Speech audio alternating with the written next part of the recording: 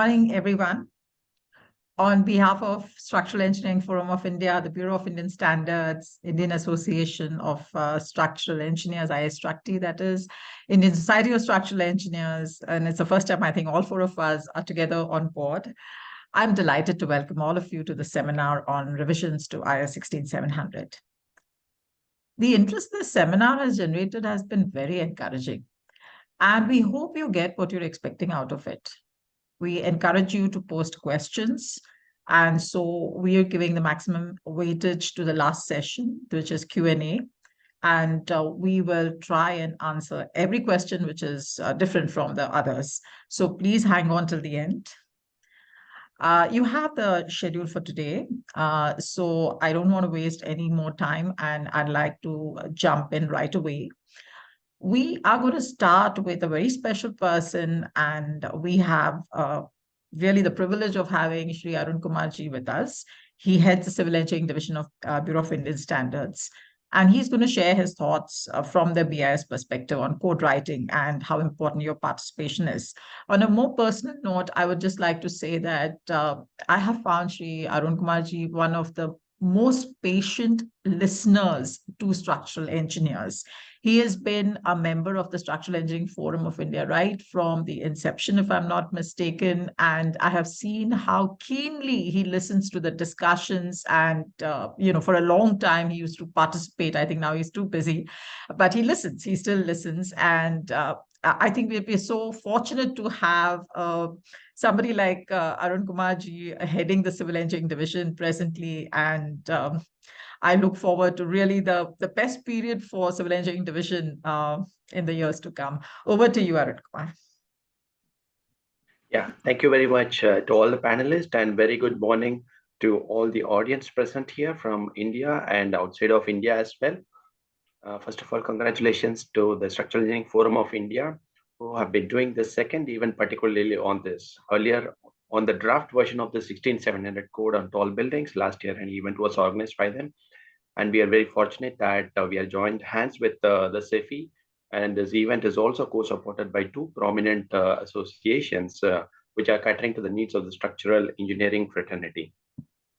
And coming directly to the BIS perspective, I'm very glad to note that the amount of usage of the Indian standards and the building code, which have been issued by the Bureau of Indian Standards, are being referred and used by not only the practicing professionals in the country. Many authorities have also resorted to rightly indicating them in the relevant documents, so that when it comes to approval of buildings, or more importantly during construction, at least they have started to talk about the standards in an increasing fashion. Of course, there is a lot more gap which needs to be addressed in terms of 100% compliance, so that we can ensure all our buildings are disaster resilient. Coming to this particular topic of today on tall concrete buildings, particularly the safety of it, there is no doubt that the world over, more than 85% of the population are going to shift to the urban areas by the year 2050. And in India, already we are at more than 37%, and we are very likely to cross beyond 65% by that particular point of time. And a very few cities in our country we know have been using these tall concrete buildings, and probably due to their limited landscape. Somebody may claim that the cities or the towns were not interested to spread their area. Probably that is how concentration of the activities, and importantly the residential buildings or the commercial buildings, have been concentrated. So this use of concrete buildings has been in a big way since more than 30 years, I can say, in the country. And that speed has that fire has spread, I can say, from the Bombay Maharashtra belt to across many other regions of the country, all the way up to the NCR here, or be it in the other parts of the country, including the Deccan Plateau. And when it comes to the tall buildings, I am not only tall buildings, any high-rise building which is more than 15 meters as per our building code, essentially should involve a variety of building professionals. And not only an architect, but a civil engineer or a structural engineer, importantly a geotechnical specialist, and then the services specialist like mechanical, electrical, plumbing, fire, and these days, importantly, the accessibility and sustainability experts as well.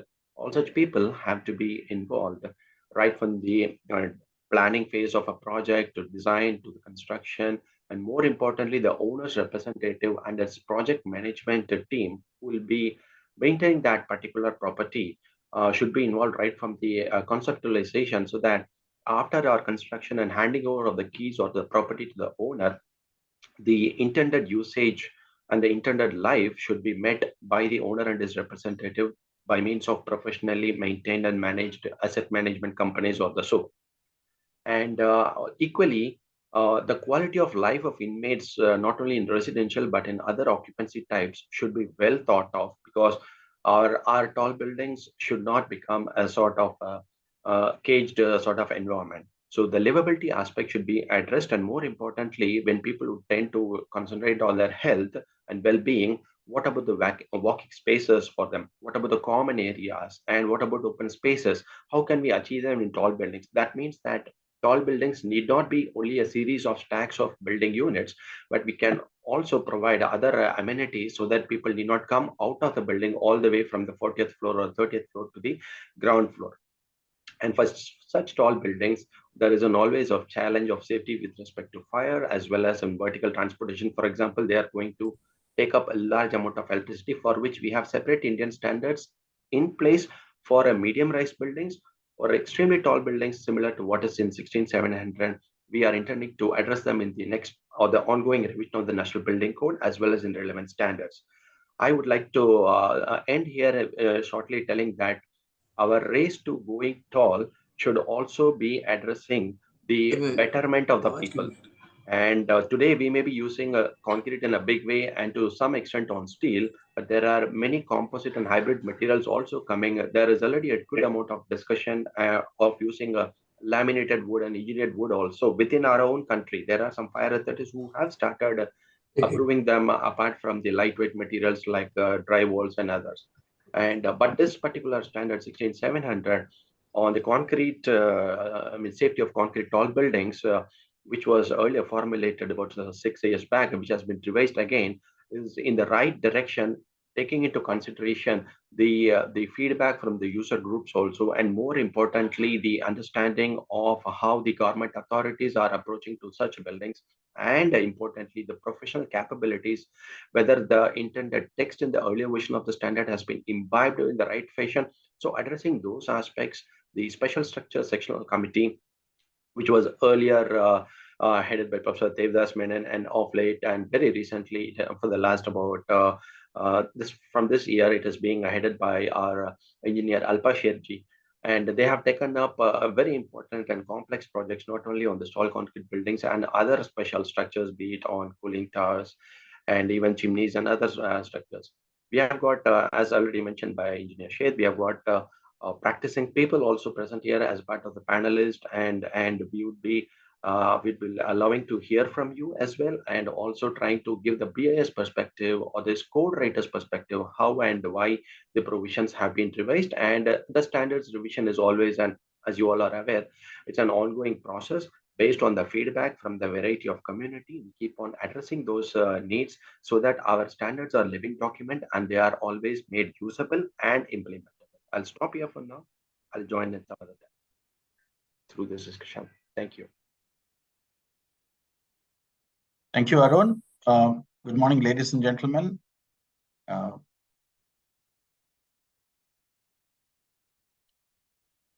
We will begin the day's work with some thoughts on the tall building code that has recently been revised, the first revision, and also raise some thoughts for what we can expect in the years ahead. First off, we need 3 items to make any structure safe, and that is concepts, tools, and codes. And I will restrict myself today to largely to some of the concepts that are relevant in tall building code. First off, let's look back. So far, we were told that tall buildings are not very tall in terms of their base width, and their slenderness is about 1:10. But in the recent times, we are noticing that design engineering has taken new levels, and we are able to see this number grow from 1:10 to a very surprisingly large number, and that's about 1:24. Now, you can say that this is amazing that we are able to make slender and slender structures, yes. But when you look at the behavior of such slender structures, if your natural period is of the structure is in the range of less than 6 seconds, then velocity will be the one that will worry us. I'm talking from earthquake shaking point of view. And if you are in the range of natural periods more than about 6 seconds, you will see that displacement, relative displacement in the building will start bothering you. So what does it mean? So how did we make this 1:25 possible? We use lightweight finishes, small plan sizes, so the loading is lesser, and also sometimes low story heights, thereby improving the lateral stiffness. But the issues that already are causing worries for us as you go slender and slender is glass facades cracking and falling down from the large heights. And also under typhoon conditions, the buildings are shaking so much, the relative displacement is so large that there is leakage into the building of the water from the cyclonic condition. But this is one reason why codes will tell you, let's have at least a minimum base shear, because we don't want it to be unduly flexible. So that's all these items in red will start bothering us. The earlier we fix them through measures which are more passive, the better it is for us. Let's look at what's happening right now. We're looking at aspect ratios. If you don't anchor the tall buildings, you will be able to make only a small sized structure here, meaning that you will take only a small acceleration and you will have a h by b, which is very small. That means you're expecting squat buildings and not slender buildings. So in tall buildings, if you don't anchor them, you have a limit on how much you can carry as horizontal acceleration. Likewise, if you make the plan size too large, this is known that after about 3, we are going to get into headaches. And this is one area that we are trying to stretch to in tall buildings where the plan length is increasing in some of the buildings. When you look at the new table that we have, we are still looking at a number of about 9 to 10, because no country can suddenly jump off and go from 10 to 25 just because other countries are doing. We will grow slowly into those numbers, but cautiously, understanding what we need to. So for now, if we are having these structures in high seismic regions, you'll need to suitably anchor the tall building into the foundations. Two things that come into picture here is that the structural wall plus moment frame option that is available for us, one need not get constrained by the column to beam strength ratios that is there. You will do that if you want the moment frame to become a seismic moment frame, special moment frame. But if you leave it as a gravity frame, that constraint will not be there, and you'll be able to happily design with structural walls and some gravity frames here. I do see that the factor, overstrength factor that we were mentioning in the draft 1893 needs to be sort of provided for the different moment frames, and that is the work that is underway for us. When you look at different structural systems, obviously the 3 basic structural systems, out of these 3 basic systems, very clearly the one on the right-hand side, which is the wall system, wall frame system, will become the winner for us. And so if you give them some marks based on the various parameters, they will do well if you have structural walls in them. Now, within walls also there are shades. And so we have wall with perimeter frame, the wall with tubes, and just tubes alone. So as you keep improving the structural system, you might see better and better performance. And that also leads to the improved understanding of the behavior of the structure. One of the things that I may want to share here is that in this table, the way to read this table is those arrows. That means up to 60 meters in seismic zone 3, you can use moment frame. But beyond that, you can use any of the remaining ones. It is not that only those are restricted, but any of the ones on the right-hand side can be used beyond that number. So that is how you will read this. So we are not saying that between 60 and 200, only this will be used, and between 200 and 225, another will be used. Not like that. But what we are saying is this is the limit for this system. And the next one, the limit of that, and the previous one is that value, and so on. So you are free to use the better structural systems which are towards the right in the lower heights as well as in the lower seismic regions. But of course, their efficiencies are better when the heights get larger and larger. Structural plan density is one area what we are struggling. What we are saying is that, of course, historically, we have reduced the number significantly from days of masonry. But right now, numbers like 1 to 4% are being asked, and sometimes in some countries, 2 to 8% are being asked. But do believe that these are the numbers for the normal multi-story buildings and not necessarily for tall buildings. Tall buildings are special structures. You need to engineer them, and you need to show the performance of those structures to be much better, irrespective of these numbers. Now, you might say, then why do we need these numbers? We need these numbers in a situation where we are having the country beginning to make tall buildings. And so we will need to slowly come out of this, but that will be a second level of discussion that will.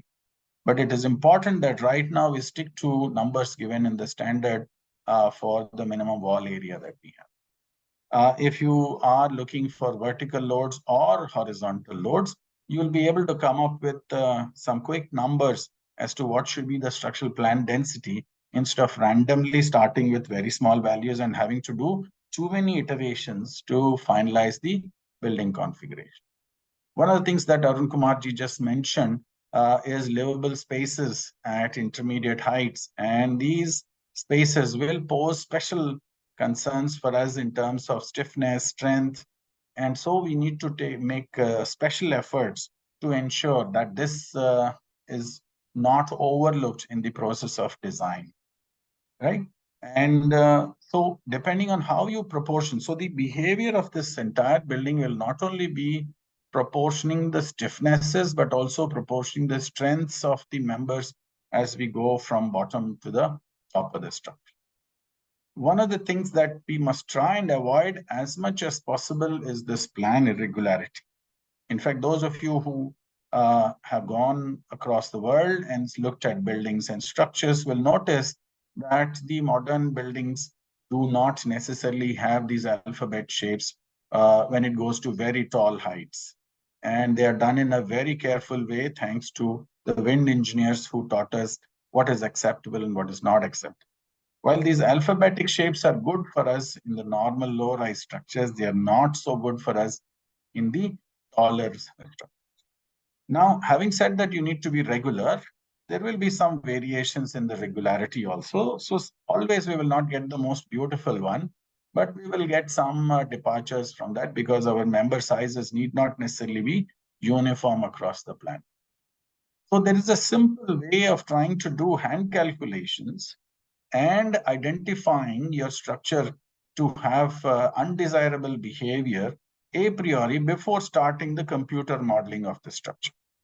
By using simply the column areas and the moments of inertia, you should be able to identify the good and bad behavior of the proposal that you are having in front of you. And this is very important. If you do this for one day, the rest of the 40 days is going to be saved. And so you will possibly model only make two models rather than 25, 30, 40. I heard somebody making 43 models for doing it.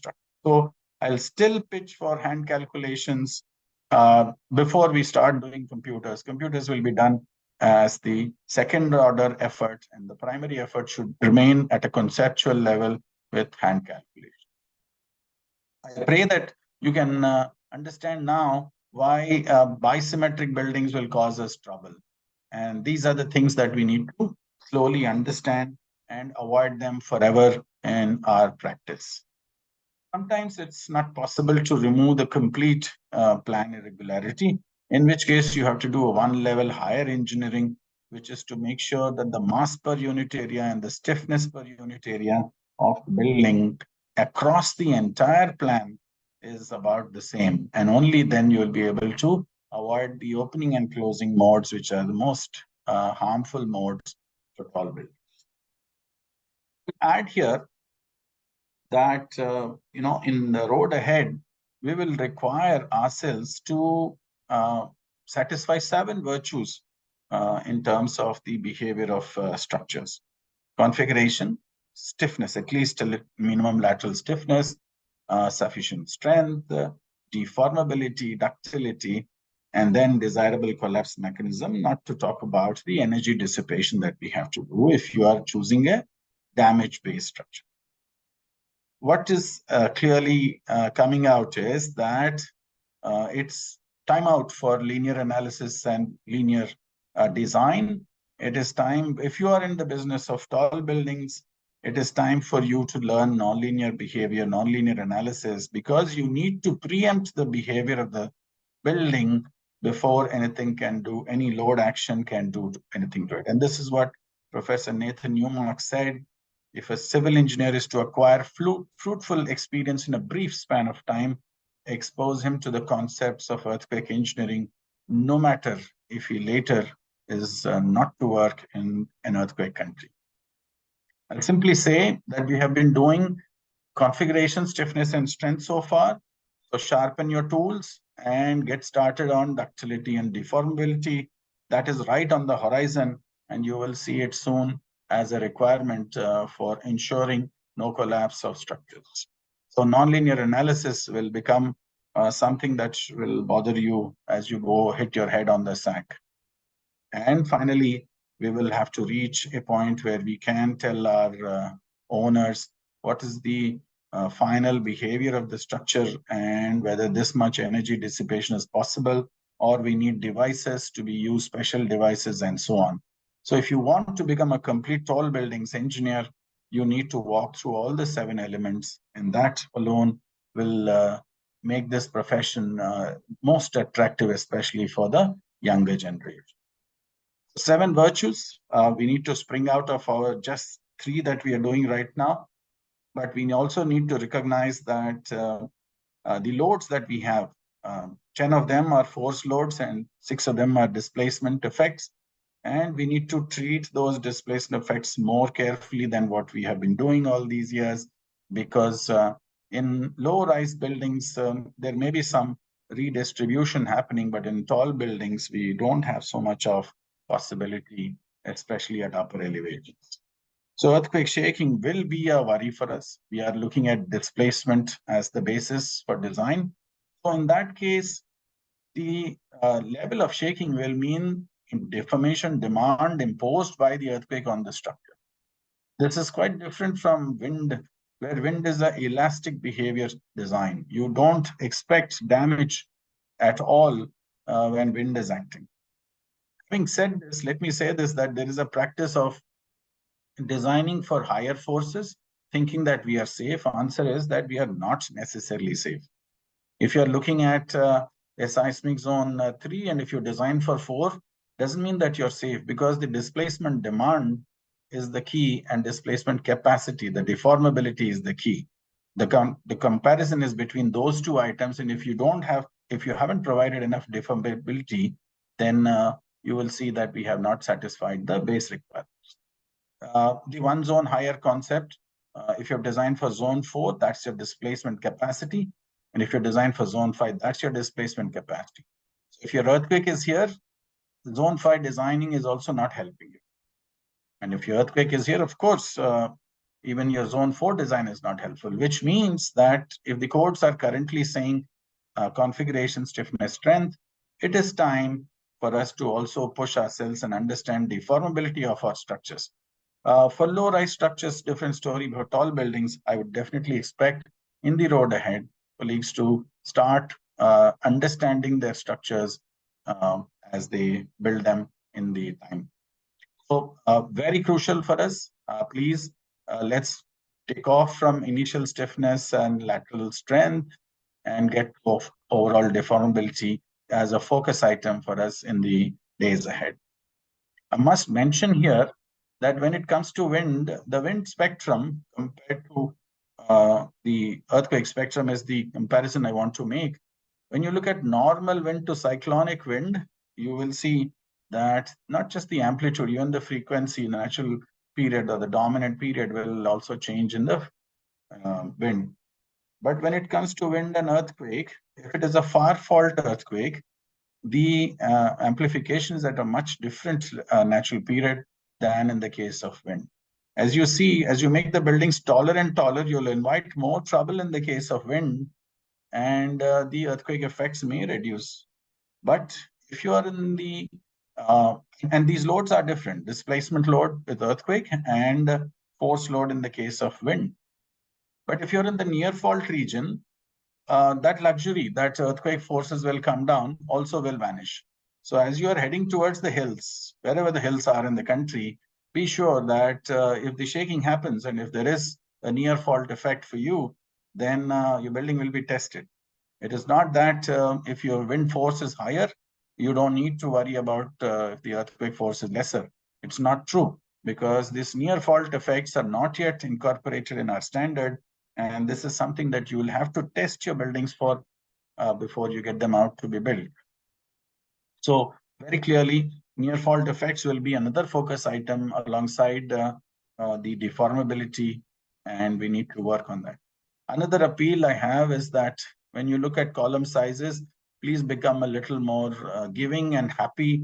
Try and use larger sizes and rather than smaller sizes, because smaller sizes are taking you to the apex of the PM interaction diagram, and only the larger sizes will give a possibility for the structure to have less or no damage under earthquake shaking, because that shaking gives you vertical acceleration as well.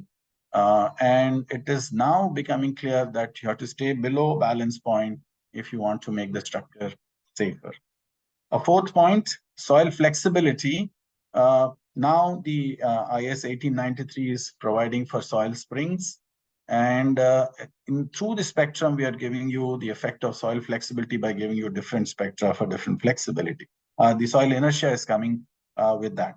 But in the road ahead, we also expect that the 4 levels of soil structure interaction are actually understood and practiced by tall building designers, and they will include soil flexibility, soil inertia, structure flexibility, and structure inertia, all of them in the eventual analysis of structures. So let me close by saying that when you look at IS 1893 parts 1 and 2 and IS 16700, 16700 will supersede some of the clauses of 1893. Some of the clauses of 1893 were relevant for low-rise structures, but not necessarily applicable for high-rise structures. I'll stop here by saying, when you look at all these images, you might feel a little stressed out, but bottom line is that we should secure our future. That is exactly what Arun Kumar ji also said. We must make these buildings livable. We must make these buildings safe. While form is always very exciting and complex is always appealing to the eye, but is the incorrect solution. The correct solution will always be the simple one, and I pray that we'll continue to do those.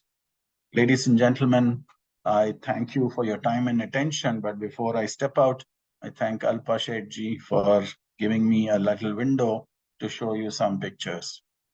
Thank you once again. Jai Hind.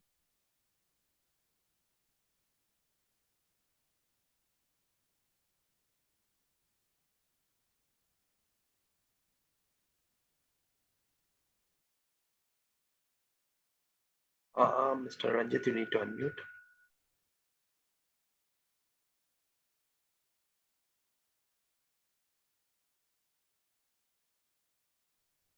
Hello, can you hear me? Yes.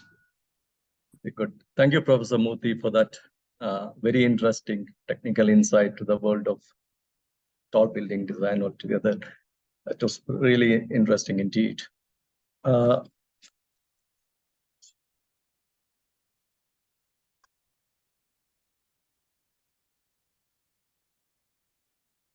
All right. So I thank BIS for having BIS and SEFI for having organized this webinar, and the support at ISSC and ISSC has given. The interest generated, as rightly mentioned, has been tremendous for this event, and looking at the number of participants that have registered, it was quite evident. So thank you all for attending this webinar in such large numbers. We are happy that we are able to come up with a revision to IS 1672017 in a span of less than 5 years, though it took a bit longer to get released. The code has been generally well received. That's what we understand from the lots of feedback which we have received from across India. There have been appreciation and there have been also criticism. So we've taken all these comments on board, right from the drafting stage, the feedback on the draft code, and then the code itself, and then on the amendment, and the draft for the current version. So all these feedbacks have been looked into, and the relevant ones have found their way into the code, in the current code. The intent has remained the same, setting prescriptive parameters for satisfactory design of a tall building, yet allowing the designer to deviate from the code, provided there are some checks and balances set in place. In my presentation, I'm going to be focusing on the changes in the current version, also the changes that have happened and communicated in the amendment. So what are revised? Like, there have been some modification to the structural systems. The wind load return period for the serviceability criteria has been modified. There's some changes to the vertical and lateral floor acceleration requirements. There's a new expression for the estimation of approximate time period. The P delta load combinations have been specified. The expression for interstory drift stability coefficients, there have been some modification happened to that. And then to the structural walls, with regards to the thickness and minimum requirements for the higher seismic zone, there have been some changes. Finally, the approval process, some minor changes have happened to the approval process as well. So I'm putting the code clause at the bottom of the original code clause at the bottom of the slide, and the current code clause is placed at the top of the slide. And then where changes have been highlighted in various ways. Where the changes have appeared in the amendment, that's also marked on the left side of the slide. So with regards to the structural systems, under the structural walls, we had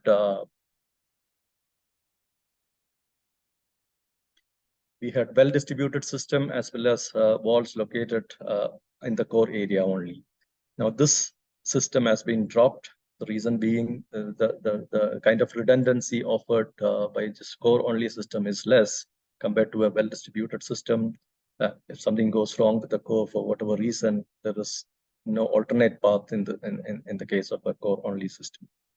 There's also changes to the height limit specified in this category. Now all systems you can take up to 250 meters, which is the limit of the code, except for the moment frame in the zone 2 regions. And then as the zone goes higher, the height limit gets reduced. And Professor Murthy has already explained how the height limits has been arrived at. Similar change have happened in the case of slenderness limit. The structural wall system with core only has been dropped, and there's slight modification to the slenderness limit for the well-distributed system, which is somewhat similar to the structural wall and moment frame system. Both of them behave almost similarly. With regards to the lateral displacement or drift for wind, original code had a 50-year return period specification, which has been modified to a 20-year return period modification, modified to 20 years return period. That's what is followed internationally, and a lower return period for the serviceabilities is what is recommended. For strength, of course, we follow the 50-year return period wind. With regards to the floor acceleration, there was a requirement in terms of peak acceleration, setting the limits for various types of usage. Now, this has been completely taken out, and it was already appeared in the amendment. The requirement for the floor frequency is still there. There's a lower limit of 3 Hertz for the floor frequency. And in case the floor vibration it goes below the 3 Hertz, the other technical references have to be referred to see whether there's a problem or to address that problem. Amongst the material with regards to reinforcement, there were certain requirements with regards to the ratio of actual strength to available the design strength, and higher the limits have been set for ultimate strength as well as the characteristic yield strength. Now, this requirement now has been dropped, and that has found its way to the mother code. This is related to the seismic, so it's found its way to the mother code 13920. So the requirement in similar form or slightly different form is now available in 13920, the current revision of that. Similarly, there was a requirement to use couplers for 16 mm diameter and above, which has been now modified to 20 mm or higher, and reference is made to the code for couplers in the current code. Well, similar to the vertical acceleration, there is a requirement with regards to the horizontal acceleration under wind for any floor. There was a requirement, there's a requirement for residential, which sets it the limit to almost 15 milli-G, 0.15 meters per second squared, and for offices at almost 25 milli-G. So that's been revised to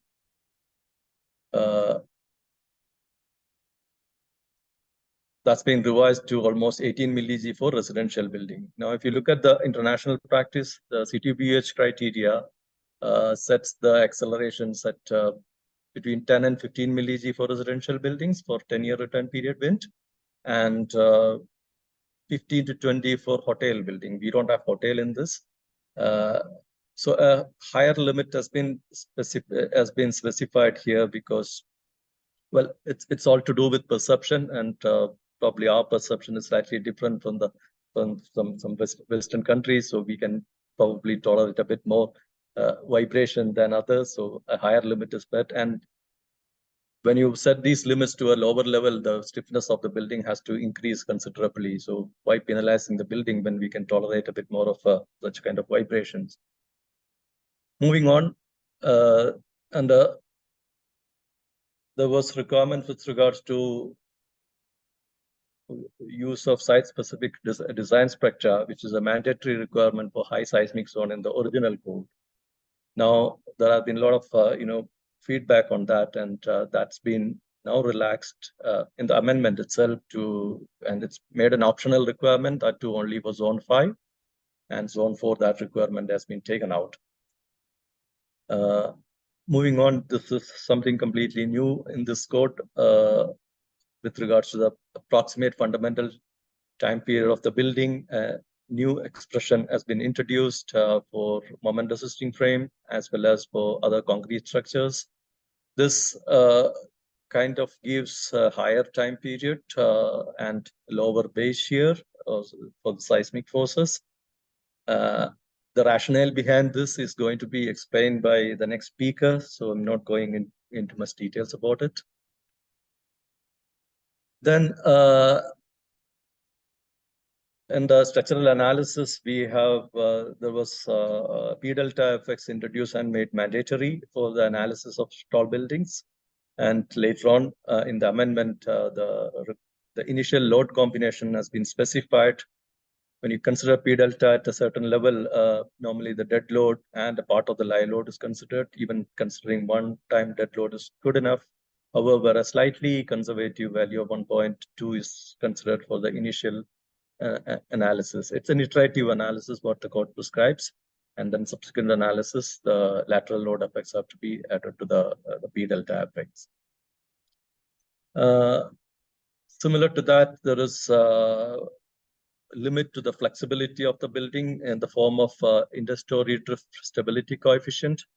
That coefficient was introduced in the original code, later got revised, and now there is a more elaborate expression for that, which is quite similar to what is there in ASCE 7/2010. There is an upper limit for this. There's no lower limit as such, because the lower limit is normally used to see whether P delta effect is to be considered or not. Since P delta effect is mandatory, the lower limit of this drift stability coefficient is not there in our code. Now, there have been some requirement with regards to high seismic zones. For structural walls, the minimum thickness was stipulated as 200 mm, and a higher minimum percentage reinforcements was specified. Again, there have been a lot of feedback on this, so the minimum thickness requirement has been taken out, and now it is like any other zone, H over 20 or whatever. And the longitudinal reinforcement percentage is still maintained as 0.4%, and the transverse reinforcement has been relaxed to 0.25%, like other zones. Now, the thickness of the structural walls in high seismic zone is debatable. The minimum thickness is debatable. Even international prac codes like Euro codes set them at almost H over 15, while American codes have even more stringent requirement.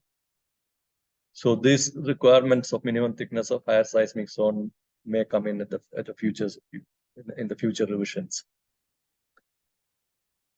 There were certain requirements regarding flat slab, that the column strip shall not be used to resist the lateral load effects, and the complete lateral loads have to be taken by the core. That was for some reason taken out from the amendment, but it's now brought back with reference to the current IS 1893 Part 1 amendment, actually, wherein there's much more requirement with regards to the flat slab systems. Finally, there are some requirements with regards to the soil investigation introduced in the original code, setting the soil exploration depth to 30 meters in rock and few other requirements. Now, this was later on revised in the amendments to 15 meters into the rock and 20 meters in soft soil. Later on, the code IS 1892, which is on the subsoil investigation, got revised, and many of these requirements have found its way to the current IS 1892. So the code now has only reference to 1892, and these requirements have been removed from the code. What we have tried to do is, like in the original code, there have been any requirement making the existing others IS code requirements more stringent or relaxed depending on the circumstances. Now, later on, those codes have been revised, and many of those requirements have found their way into the revised codes. So we have tried to remove those references, and we have just to avoid any duplication of references, we have tried to remove them from this code, and making reference to the relevant revised code is done, so that you know where to find those requirements when it is necessary. Finally, this is to do with Annex B, which is on the procedure for approval of the so-called code exceeding buildings, as they were called in the original revision. Now, the term the code exceeding building itself is removed now, because the code itself gives you guidelines how to deal with those code exceeding building, and now instead a term tall buildings not conforming to the perspective requirements of this code has been used. Then local authority is referred as building authority having jurisdiction over the project. There were expert review panel and structural peer review requirements, which is pretty much the same, only that it's been clubbed into like structural design reviewer and structural design review panel in the nomenclature. So Only there are cosmetic changes. The content remains pretty much the same. The procedures or the guidelines remain pretty much the same. And it's necessary to set up a review panel by the states or the cities for those design where the code requirements are not fully met. So we are aware that like Mumbai has a review panel, and other states like Haryana is in the process of setting up a review panel. When cities like Ahmedabad, Gandhinagar, Surat, and all have got their own panels or the process of setting up panels. So we encourage all the states to set up review panels so that we are able to design those kind of challenging or complex building, not fully conforming to the codal requirement, yet being approved through a process of review. So making like interesting to experiment out for interesting structures. Finally, and probably the most important thing is in the foreword of the code, there was a paragraph in the original code basically referring to the so-called code exceeding tall concrete structures, that they should be subject to or they shall require a performance-based design approach for their design. Now, the intent of this requirement was that if some of the parameters are exceeded, or there is a non-conformity in few of the parameters, more stringent parameters can be adopted for some other relevant requirements of the code, or solutions are in place to address those non-conformities. So that was a kind of intent of this code. For example, if the building is very flexible, that it is exceeding the drift and deformation limits, the strength requirements are met. While we're designing it, we make sure that the strength design requirements are met. The second order requirements are met by the consulting P delta effect. So the flexibility where it affects is the non-structural elements mostly. So addressing the adverse effect on the non-structural elements, such as having soft joints for the masonry walls, larger gaps for the facade elements. So such measures have to be put in place so that the non-conformity is addressed. So that was the actual intent of this paragraph, though it was interpreted as requiring performance-based design to deal with the code exceeding buildings. Now, that paragraph has been completely replaced with a simple statement that this code provides guidance for addressing those buildings which do not conform to the prescriptive requirements of the standard. So requirement of performance-based design is not there, and of course it may come in the future revisions of the code once we are very, very well prepared to handle those kind of design approach. Well, with that I conclude. Thank you everyone for participating, and thanks Bureau BIS and SEFI for having organized this presentation.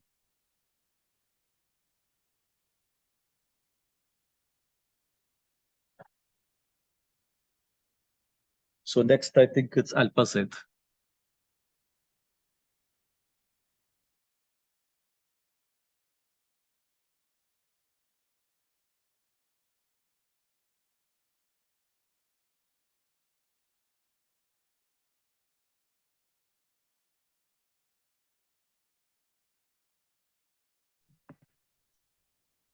The microphone.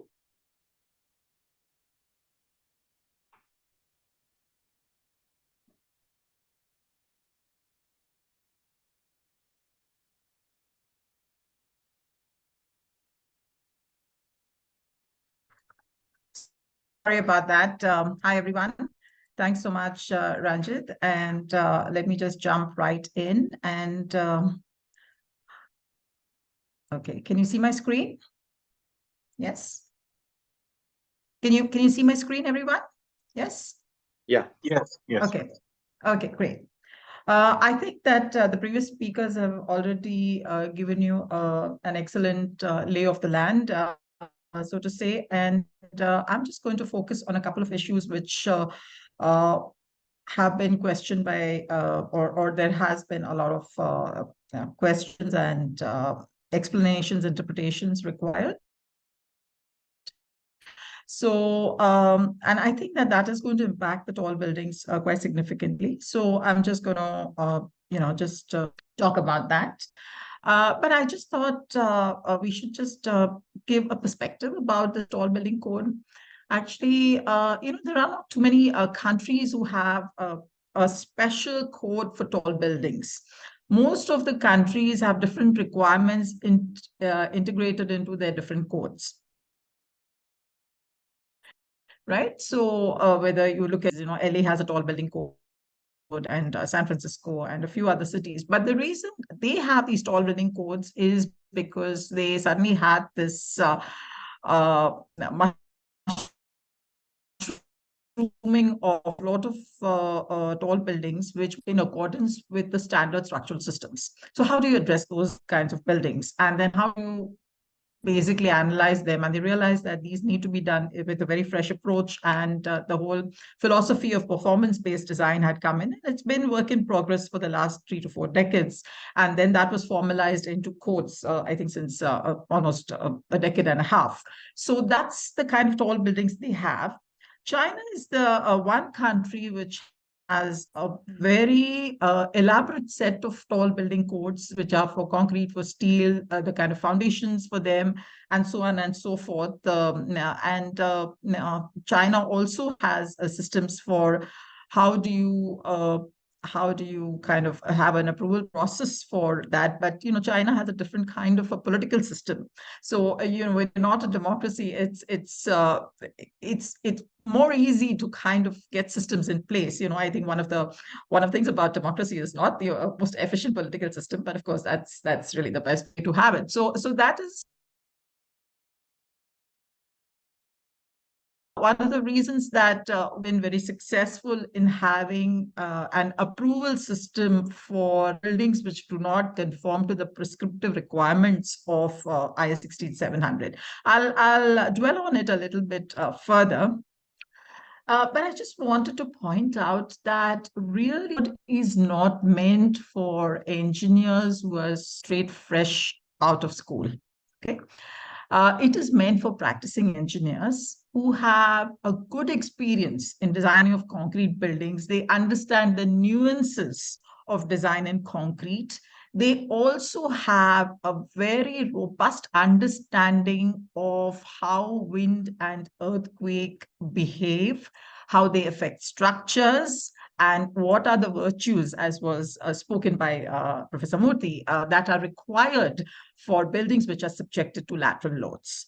So that is one of the reasons why, if you look at this code, it is not filled with a lot of equations and formulae. It's more about talking to somebody and really giving you a guidance. That okay, let's walk within the boundaries of these rails, and you then generally know how your structure is going to behave. That is not to say that you cannot build buildings which walk within these boundaries. It just is to emphasize that, look, we don't really know how structures which are not as per this prescription will behave. So we would need to have more rigorous analysis and design procedures. And that is why there is this appendix, this annexure, which lays down what will be this rigorous process of approval, right? So what is this guidance we are trying to give to the practicing engineers in this? As we are saying, we're really talking about, and I think it was very interesting that Professor Murthy has pointed out, and I think it's very well taken, that we are still talking about strength, stiffness, load paths, robustness, durability. And while, of course, that ductility and deformability are an intrinsic part of it, I think the code as it is today we are depending on or leaning heavily on the other codes like IS 13920 to provide direction for the deformability and ductility requirements. And I think that there's a lot of work happening in that department in those codes. And we will be seeing in the next year a lot of new requirements, more nuanced, more fine-grained requirements, which will automatically also be applicable for the tall building for tall buildings.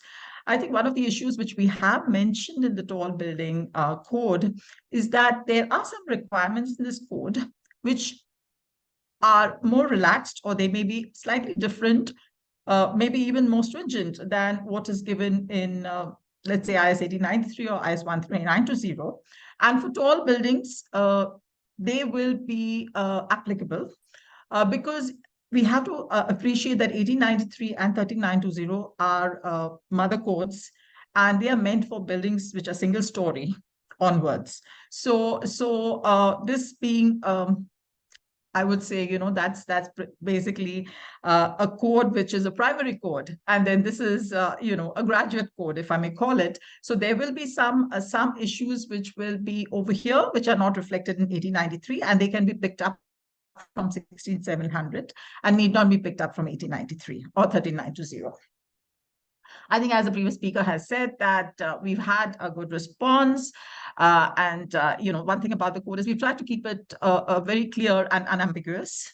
And as I said, very few formulae. So we've had some good hits, if I may call it, but there have been misses. There have been misses that more than half of the tall buildings in India do not follow all the prescriptive requirements. Okay, more than half of them. I mean, from what I'm seeing, and I think I'm being very conservative. I can easily say that 70% of the buildings do not follow all the prescriptive requirements. Maybe they're following 70%, but 30% are not being followed. And as I'm saying, there are more than 50% who are not following at least 30%.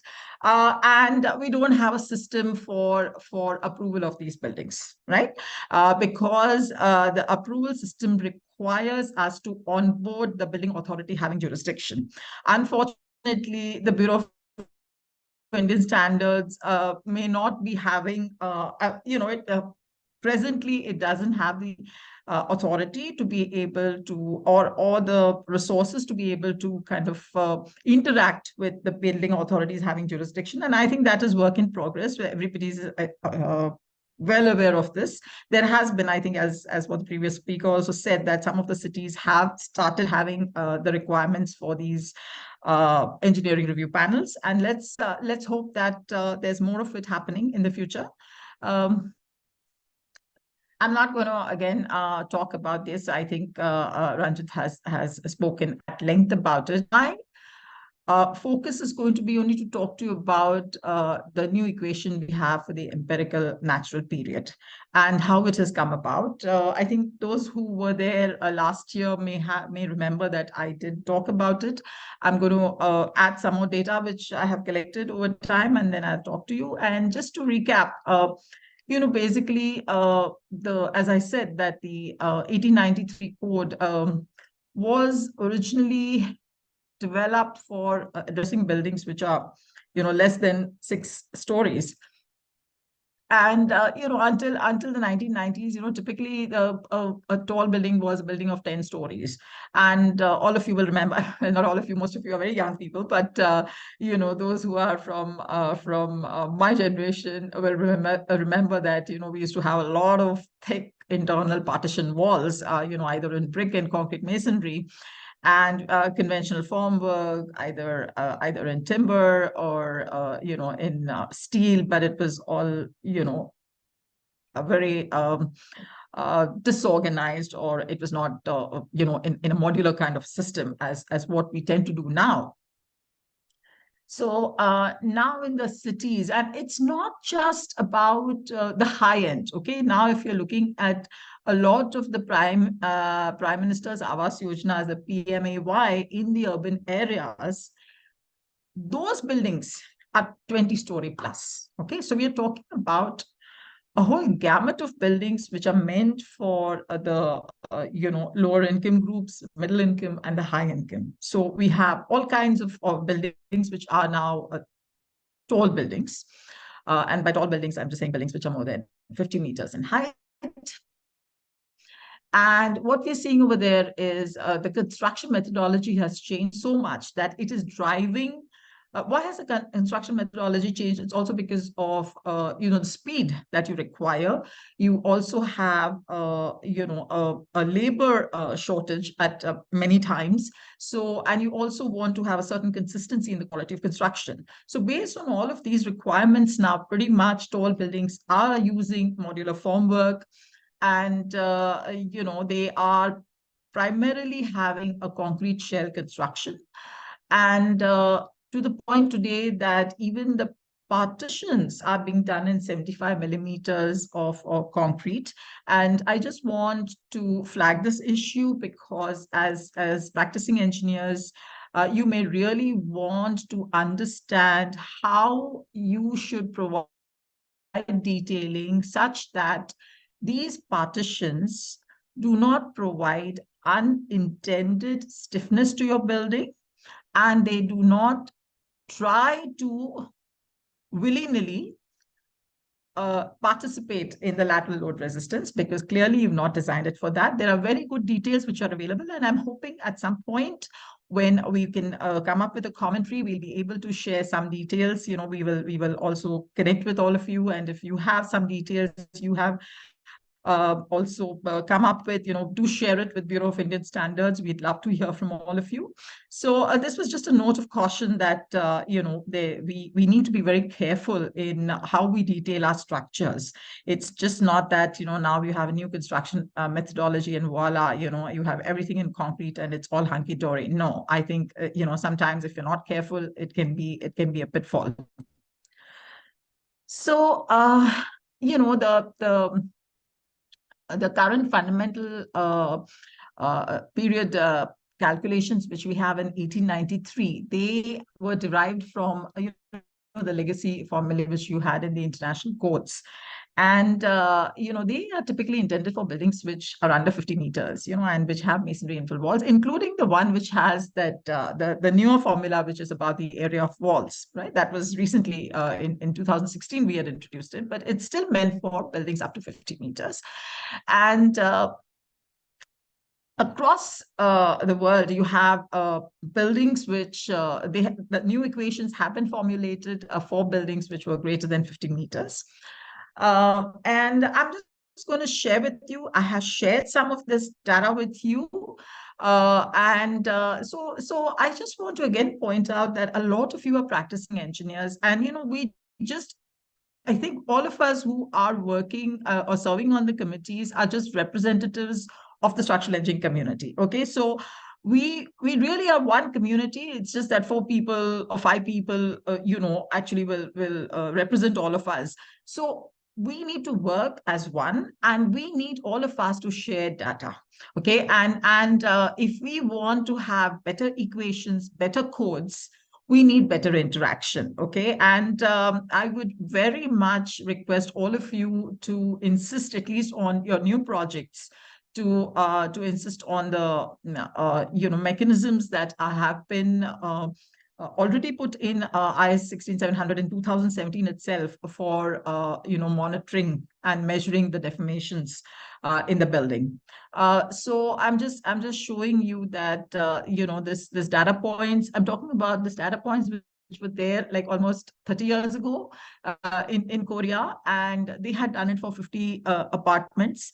And I think you can look at it, and they have seen that the measured periods. Okay, so I'm just talking about how the codes have been changed, that when they had a 0.09 h over root d, what you can see as what was a predicted period was very low as compared to the measured period. So you have 0.04, 0.74. I'm just marking in the first the red square.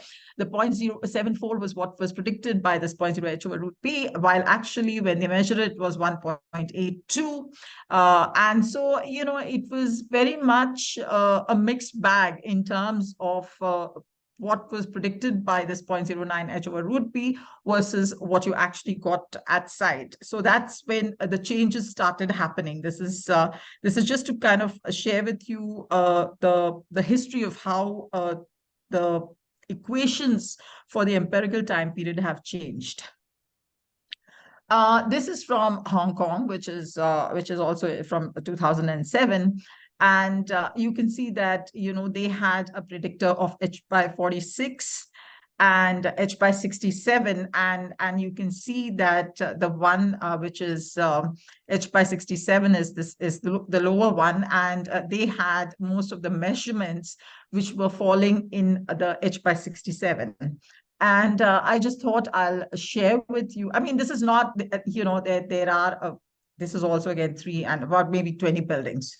So I'm also a bit wary about, 20 buildings, 25 buildings, 50 buildings, because generally what happens is then when you come up with an equation, it's really a curve fitting equation. So it's backward looking, it's not forward looking. So if you're looking at buildings which have been built, between, let's say, 1990 to 2005, maybe, that time we still were using very heavy masonry partition walls and so on. So if you're measuring those buildings, you're going to get a much lower time period than if you start measuring for those buildings which have been using lightweight partitions and 75 mm thick walls and so on. So I think we need to make sure that the kind of equations we come up with are forward looking and they are not backward looking.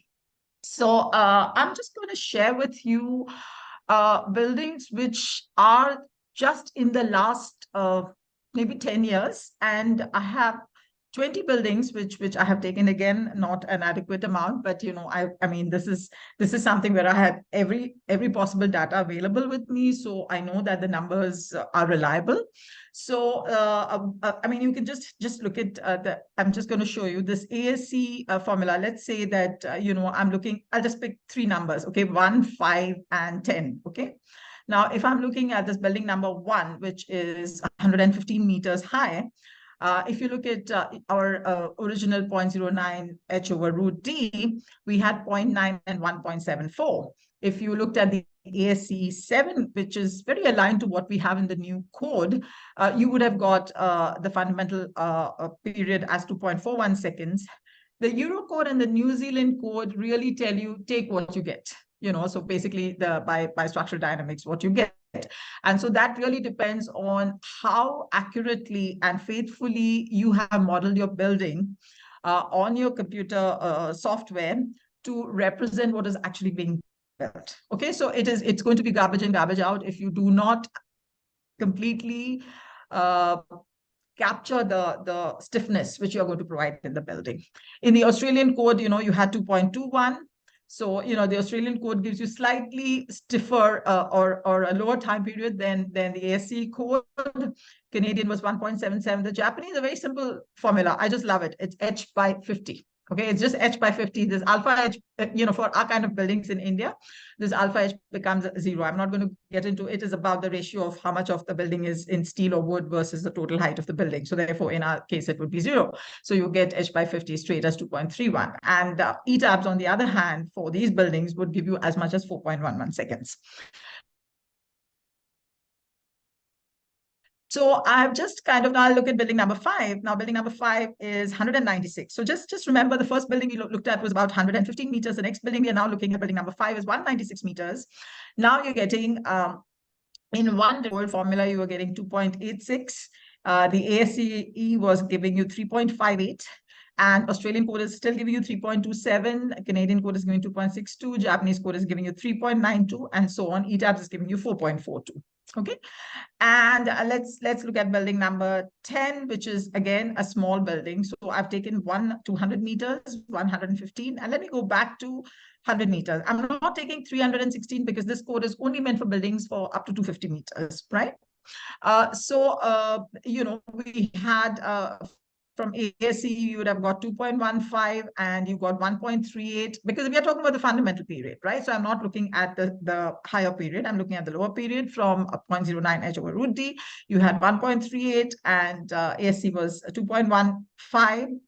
Australian was 1.97, Japanese was 1.98. So what I can look at is that for buildings which are under 100 meters, the ASC code is a trifle, giving you trifle higher fundamental period than, let's say, any of the other codes, but it's very trifle and very, very marginal.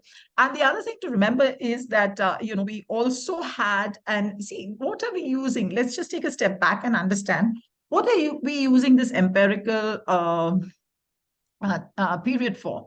We are using this empirical time period to say, listen, I don't care what amount of stiffness and the natural frequency you get in your software modeling that you have done, but you're going to ensure that you're designing your building for assuming that it has this amount of stiffness, because if this stiffness is going to attract this amount of, you will have to design this amount for this amount of base shear, right? The lower is your fundamental period, the higher is going to be your base shear, right? So that is the fundamental reason that we want to limit your natural period and have a more conservative number, so that you are not under designing and getting a lower value for your base shear, right? So I'm going on number 11 to 20. And so now here I've taken buildings which are, 150, 140, and so on. So if you look at 157, you will see that we had 1.93, 2.7, you 3 seconds. Australian code gives you 2.77. Canadian code gives you consistently lower values. It has 0.05 H raised to 0.75. And you can see that the Japanese code gives you, 3.14. So if you look at it, going down the line, it's typically that for buildings which are more than 100 meters in height, you will get the ASC code to be a little more conservative than the Japanese code, and almost in line with the Australian code. But for buildings which are under 100 meters, the formula in ASC, or even the formula in 16700, the new one, is marginally going to give you a higher fundamental period. So let me just draw a graph. So I'm going to first show you what we had if all of these 20 buildings, if I have plotted based on their height. And if I just show you IS 1893, 2016, what would be the time period that we would have got? Then what is it that we would have got as per ASCE 7? Or I can say, what we would get as per IS 16700, the new revision. Then what we would get as per the Australian code, what we would get as per the Canadian code, what you would get as per the Japanese code. You can see, as I said, the Japanese code pretty much is the same from 100 meters up, and then it becomes beyond 150 meters, the Japanese code becomes more unconservative, right? And now I'll show you what we get from the ETABS results. So, this is just the moving average. So obviously, there is a huge mismatch between what we model. We think we model all the stiffness, but I had heard just very recently in one of the BIS committee meetings as somebody who one of their things is to keep measuring the natural period of buildings, and I think he was sharing with us some data about buildings in India. And they do work across the country, not a structural consultant, but somebody in the field. And he was saying that the ETABS results, as per their calculations, give typically 20% to, between 20 and 40% higher natural period than what they observed when they actually did the measurements. Now, the thing about, measuring the frequency of buildings, it's very fraught because there's so much ambient noise. So typically the noise is high frequency. So when you capture noise, which is high frequency, you are capturing low time periods, right? So it's very important to actually understand what you're capturing in your your measurements, and make sure that you're catching the signal and not the noise. So while we definitely want that we monitor our buildings for understanding the acceleration and getting the time, your fundamental periods for your buildings, we also want to know that we are going to be measuring the correct thing. But more and more we get into the habit of doing this, I think we'll be capturing more accurate data. But I just thought this was very interesting to see the difference between, and see, the one thing you must realize that the ETABS time period that we are getting over here, these are all buildings which satisfy every requirement of the code in terms of all of your drift measurements, in terms of your deformations, in terms of the required ductility. All of these are code compliant buildings. But despite that, the stiffness which your software claims that the building has is much lower than actually what is measured.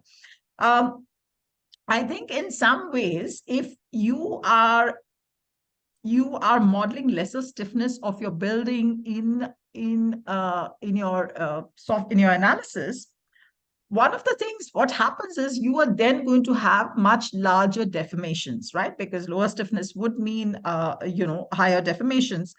I don't know if the building has the deformability it should have, but in a way it is more conservative, because with that stiffness, if you're still able to manage the drift limitations, I think that that's quite creditable.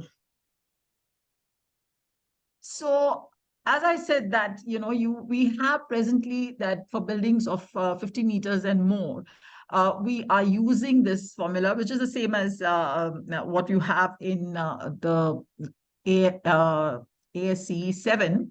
ASCE 7 will show you 0.0488, but then, you have to multiply it by a minimum factor of 1.4. It's between 1.4 to 1.7, depending on which zone you are, which soil you are, and so on. So, this would be taking the lowest number, which is 1.4. But as I said that, these equations would be valid only if, I would just put it another way, that you need to kind of ensure that you have at least designed for that much base shear got from this formula, which will give you possibly a lower time period than what your software analysis will give you, right? And you would, however, be designing for serviceability requirements and for your both, for seismic, for wind, for gust wind effects. You will be taking the software derived fundamental period, because that is going to be more conservative. It's very important to understand that this empirical formula is meant just to calculate your seismic base shear and ensure that you have assumed a higher stiffness for your building, by which you are thereby attracting a higher design base shear.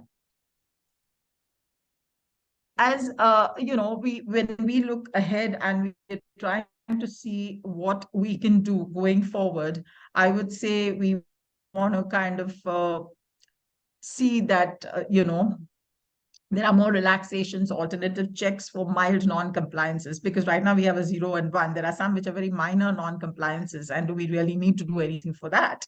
I mean, do they need to go through the same process as some which is a big major change? So, just granular kind of separation of non-compliances, and streamlining the guidance for ERP. More cities do it, more feedback we get. It's all about what data we have. Based on that, we can come up with better codes. And yes, performance-based design is going to come up, and maybe not next revision, maybe the revision after, or even after that. And we are presently working on a code for composite structures.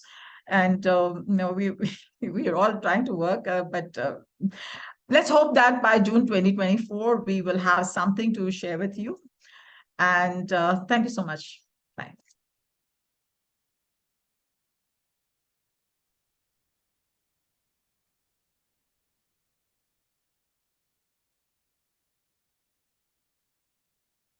I think now we can start the panel discussion, you think? Alpa, I was wondering whether I can make some comments. Oh, wonderful. Anil, we yeah. can start with you for the panel discussion. Thank you so much.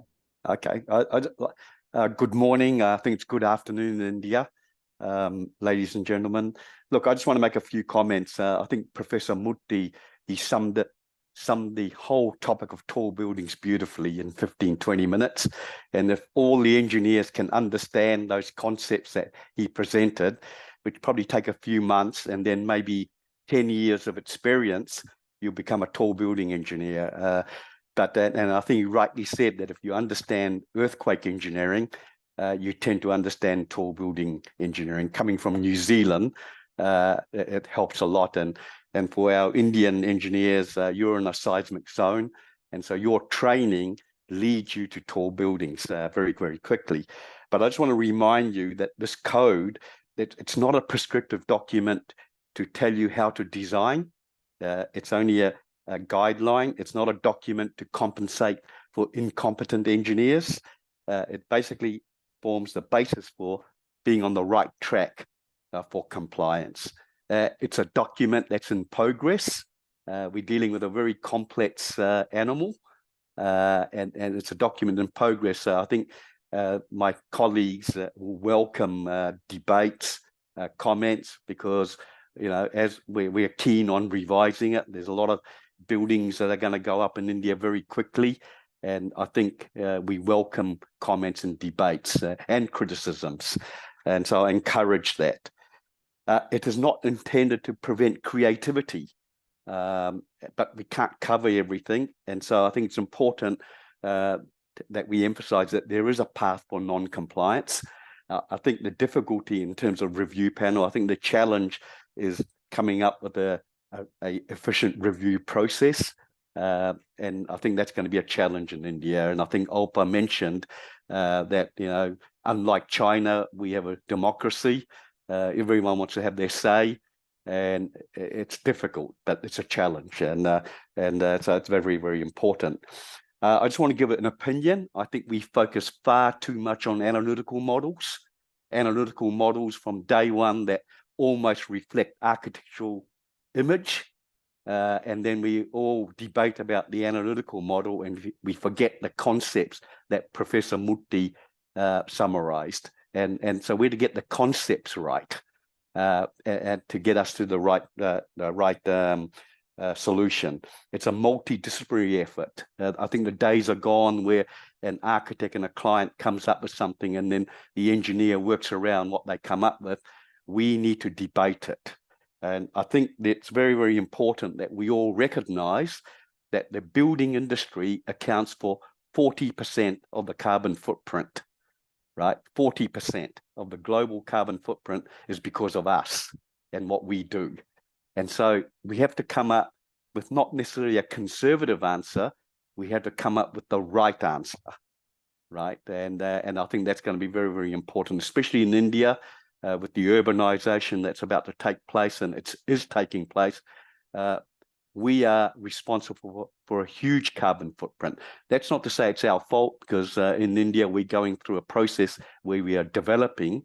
And so we rightfully need to build buildings, but we need to build them efficiently and leapfrog from what's been happening around the world, where we can come up with efficient buildings. And so to Professor Murthy's 7 criterions that he spelled out, I think we need to add another one, which is the embodied carbon and the operational carbon footprint.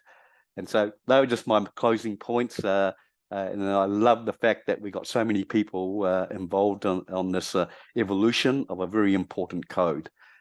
That's all I want to say, Alpa.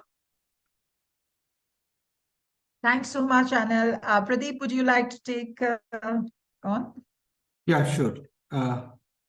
Thank you, Alpaji, and good afternoon, everyone. So here I am representing IAS30. I have a few comments I have gathered from all the members. But the first comment which I would like to make is on natural period. This is my personal comment, because I have spent quite a good amount of time in understanding this natural period. So we did some research on that. So if we look at the tall building code in table 1 and table 2, so we have given meticulously depending on height, the slenderness ratio limits and zones.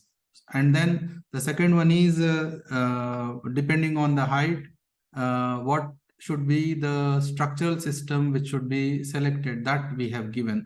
But when it comes to natural period, I think we are very casual and giving a very conservative estimate.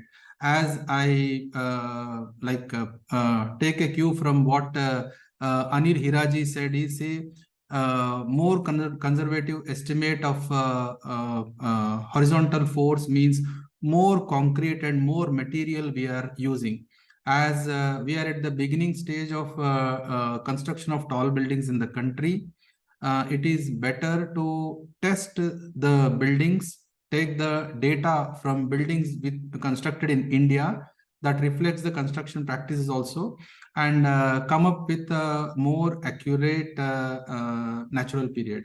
And coming to the comment of Ms. Alpa Madam about the noise, now several methods, sophisticated methods are available to filter out all these things, and the technology know-how is very well available.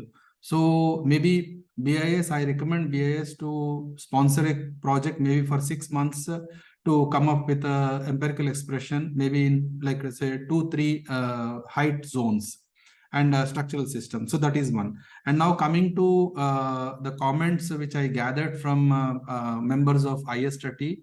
The first one is this code exceeding buildings. So there is a feeling that it is a misnomer. Like we cannot allow like a code exceeding building within the code itself. So that is very important thing.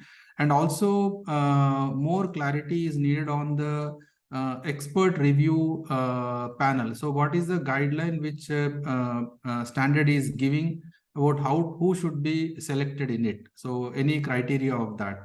And then some more help is needed in the recommendations for the expansion joints in the basements. So that is one thing. And then modeling like a single model when multiple towers are there on the same base. So these are some of the comments which I have gathered from IS30 members. So yeah, that's all from my side now. And after that, question and answers, I'll answer more. Yeah. Good. I'm just going to take up one point because that's a very low-hanging fruit for us.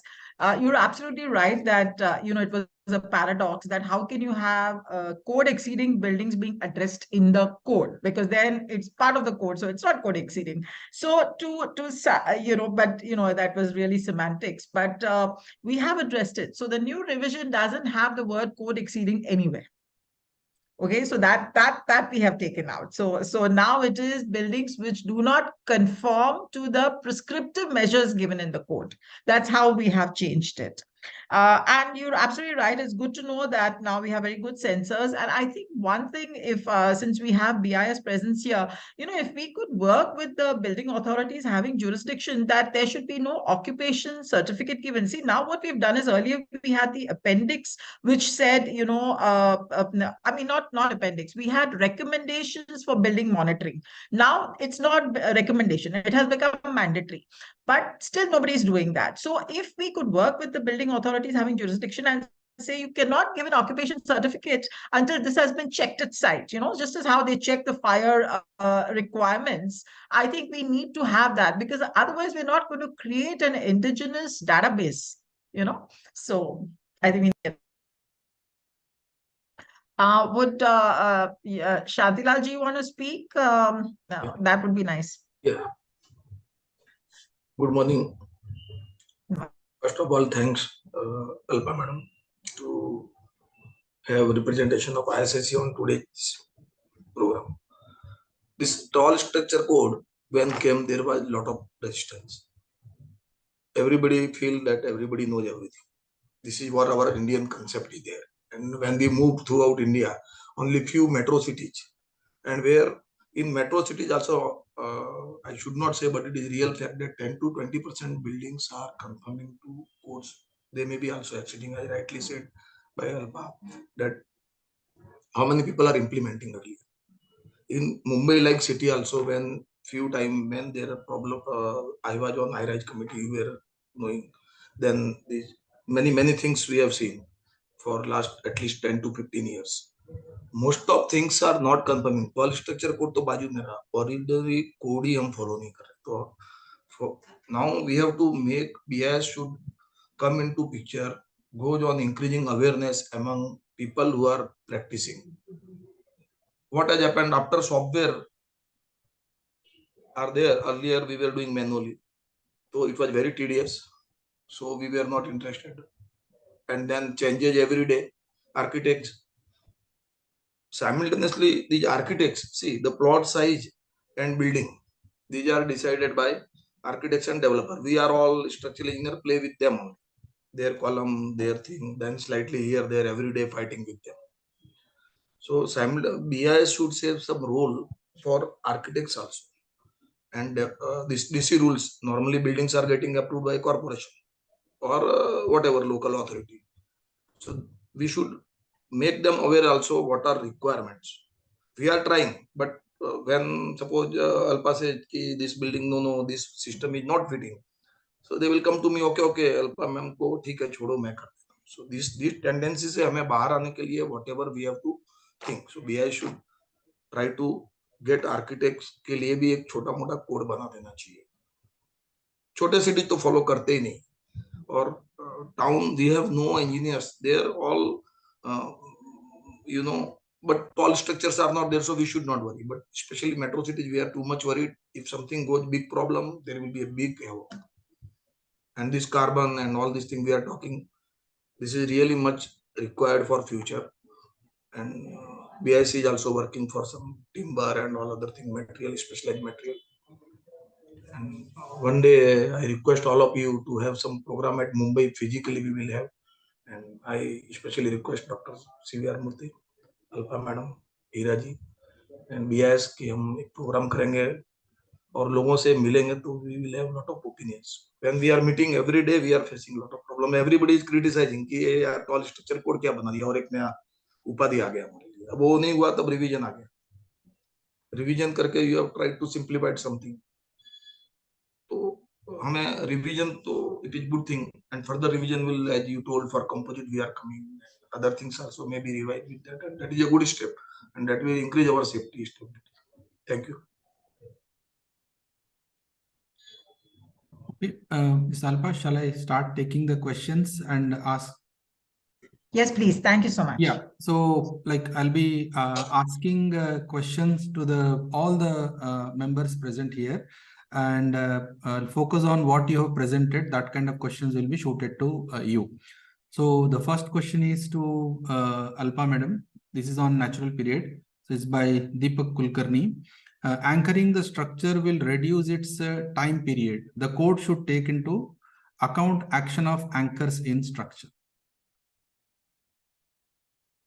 So I'm a bit confused right now because unless somebody, if the structural engineer is doing a soil structure interaction, which I will say congratulations, because I'm still seeing very few people incorporating soil structure interaction in their main superstructure model. Normally what people are doing is that they are having, not just superstructure, their entire model, but they are fixing the base. For tall buildings, nobody is hinging the base. So even today, willy-nilly, you are assuming that your structure is completely fixed and anchored to the base. If you are doing it differently, do share with us what your experiences are. And, it would be an opportunity for us to review what we have written. But this is also an occasion. I'm sorry, I don't want to make it very long because there are lots of questions. But there was one more query we got just yesterday. That what is this that you guys are asking for so much of anchorage depth? What are you expecting? Especially this came from somebody in NCR, because let me tell you, there's no change in what is the anchorage requirement between 16700, 2017 and 23. But what we do have over here is that if you have any kind of uplift in the building, then you are going to have a minimum amount of anchorage even for your piled raft. And I think that was a matter of great concern to people. But the point I think we are trying to emphasize is that we're discouraging you from having uplift in your building and having a rocking behavior. So because this problem will not come to people in Mumbai or where you have hard rock as your founding material, but people those areas which have sand would have a problem in achieving this kind of anchorage that has been asked in the code. And my request is, please change the sizes of your foundation so that you're ensuring that you're not going to get that much uplift. Or you're not going to get uplift, period. Yep. Thank you, madam. The next question is to Murthy sir. This is by Manoj Kamra. So Murthy sir, you recently cited 2 to 8% masonry structures in high-rise category. So please suggest institutes in India teaching masonry structural design, if any. Please suggest highest masonry structure in India. Yeah. So first of all, this issue of masonry structures was not for high rise. If you have understood me wrong, that's not appropriate.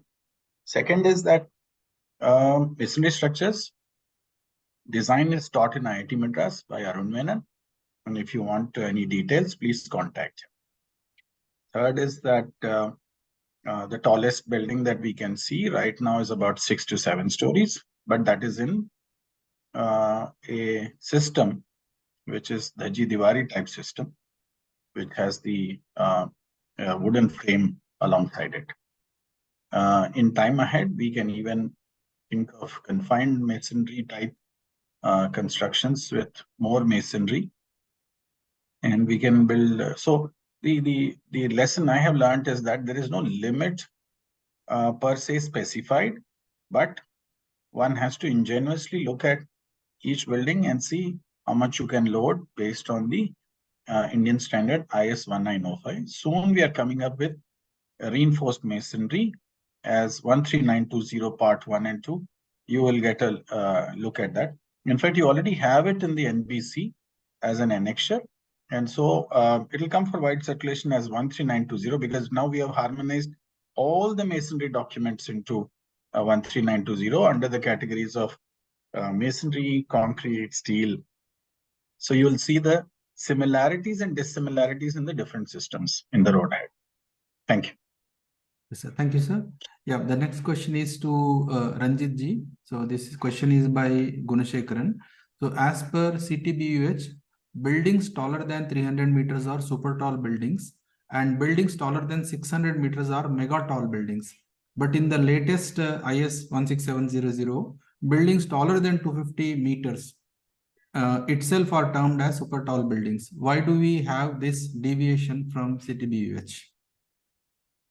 Well, thanks for the question. Now, buildings, tall buildings, of course, there is a lot of complexity, and covering all the tall buildings in the code is very challenging.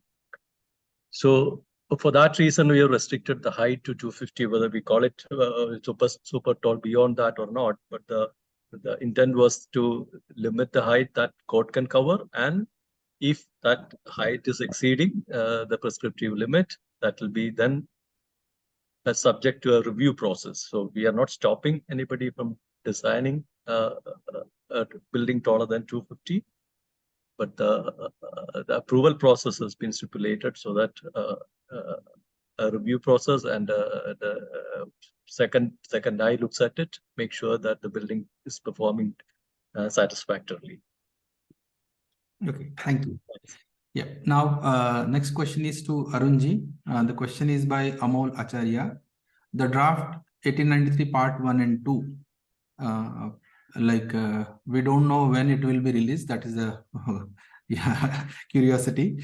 The question is, draft code redefines seismic zones, and zone 6 is now introduced.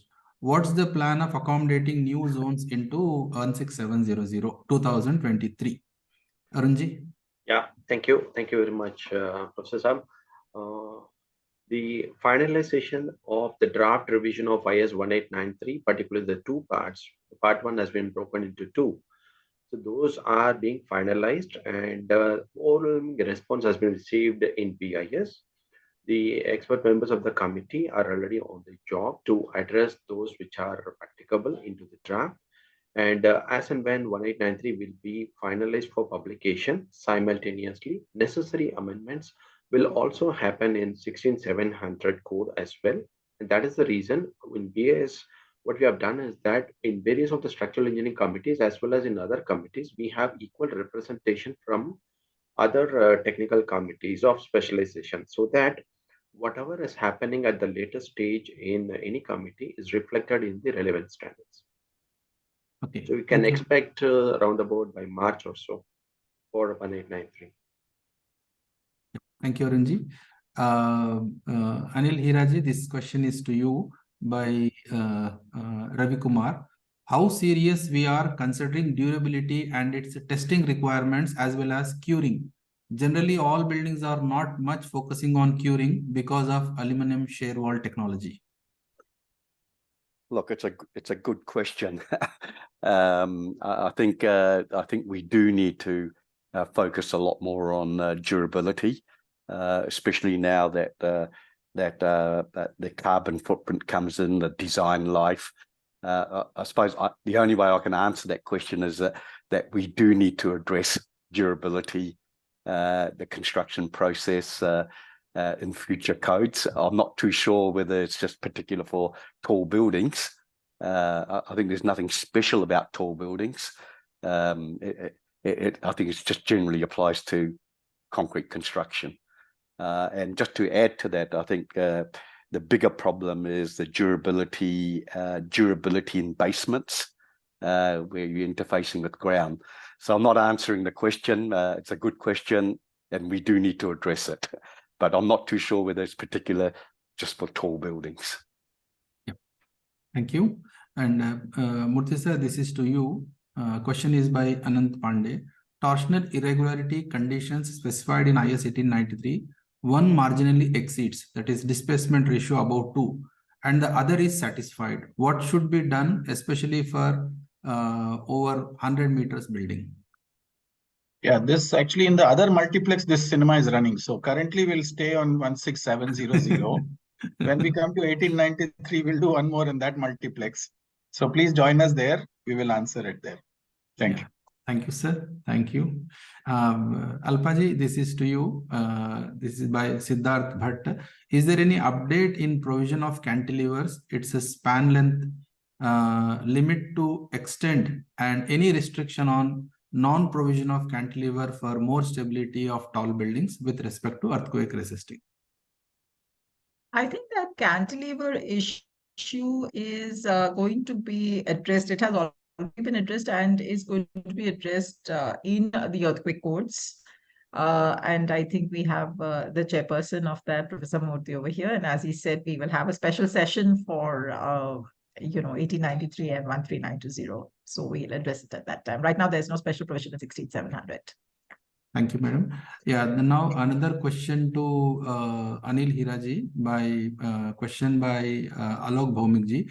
There is no provision in this code addressing the utmost need to reduce carbon footprint of high-rise structures during planning stage. Yeah. Should this requirement not be included in this code? What is the view of experts? I've got a very strong view. I mean, that's going to be one of the biggest criterions. It's not just particular to India. It's a big thing for structural engineers and engineering in general.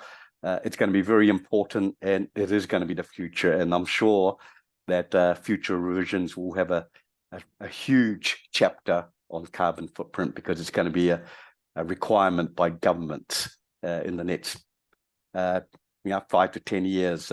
Being in Dubai, There's a COP28 conference where 100,000 delegates visited Dubai in the last couple of weeks. It's a hot item for our industry. So very, very important. It's going to happen. Thank you. And one question I think repeated 2-3 times. So this is regarding like, is it possible to get the presentation slides from the forum or some other means? Maybe I'll take liberty to answer. Maybe presentations may not be available, but this video may be available on YouTube. Correct me if I'm wrong. SEFI admin can correct me. I think YouTube, this video will be available on YouTube. Yes. Yeah. Okay. So next. Yeah, again, I'm taking question from Alok Bhaumik-ji, and this question is to Professor Murthy. So how can the code makers justify provision in the code for non-compliance of the code? So this is partly answered, but maybe some better answer is needed. So building code become legal document when the code is referred in the contract agreement. So code loses its importance if its provisions are not mandatory as per code itself. So reference to expert review panel is also having its own dynamics. So I'll stop here. Just, sir, please. Yeah. So there are two parts to this whole story. How a municipality handles safety of structures to be built is the key issue here. Now, what we are saying is we have provisions for buildings up to height 250 meters, 50 to 250 as per 16700. Now, we are not saying that what should be done for those above 250 meters or those structures which are in this height but are departing from the provisions given in this time. What is the meaning of that? It doesn't mean that these structures are prohibited. What it means is it requires more attention, and these are custom-made answers for specific situations. And that is why we need this expert review panel to sit down and do due diligence to assess the impact of the departures. This is what we are saying. This is not about code exceeding or not complying with the code. This code is applicable only for a limited set. And if you follow these provisions, it is deemed to be safe or sufficient for the safety of the structure. But if it goes beyond this, this code is not able to answer all the questions. And hence, you need another set of people who are wise people in the subject, who have the width and depth and experience with them to understand the implications and do the interpretation along with the proposers and see if they can come up with something which is acceptable. And so the due diligence part is what we are asking when you depart from the provisions given in the standard. Now, this is not to say that we are allowing code or we're allowing structures which don't comply with codes. No, there are so many structures that are being built today for which standards don't exist. How are we allowing that? Through the due diligence process. And so that is how this also is being slated there. Why is then a code required? Because in most cases, you don't want to have an expert review panel. In most cases, it should be done through a simple process. If you follow these, you should not have surprises, right? But in exceptional cases, there will be departures. And so those departures are being allowed through a formal process. It is the bottom line of this entire story. So it's not that we are violating anything, right? Thank you, sir. Yeah, there's another question which like I will take myself. That question is by Siddharth Bhatt. So provision of earthquake effects, including the response of structure foundation system to earthquake excitation and possibility of liquefaction in the soil surrounding and or supporting foundation. So I would like to state here that in 16700, because this code refers to 1893. So in 1893, simplified guidelines for liquefaction potential assessment are already given in terms of 7 steps. They're very simple, and graphs are given, procedures are given, Seed and Idris formula is given. So whenever a site is susceptible for liquefaction, all the corrective measures should be taken to strengthen, and also a suitable foundation system should be selected for tall building. So that's the answer. So next one is, this question is to Alpa Madam. So this is by Dr. Shivakumar. The Annexure B on concrete durability requirements and mass concrete specifications needs a revision. The current provisions can be applied for concrete grades not beyond M40. In Mumbai, raft concrete grades are M60 and the current provisions are not applicable. I may be mistaken, but I'm pretty sure that the code requirements exceed M40 and we have up to M80. But it is true that the some of the requirements are a bit sketchy. And we have taken note of this and we will get it reviewed. That may be a little more detailed information about higher grades of concrete. We also want to align this code with what we may have in the IS 456 code. So that harmonization process will happen. And once the IS 456 code revisions also happen and 1893 and 3920, then we will be coming up with an amendment to review all of that. Okay. The next one. Yeah. So this is to Ranjit ji. How far the admixtures play a role in terms of flexibility, ductility, durability? Should we promote admixtures and other additives for upgradation of tall buildings?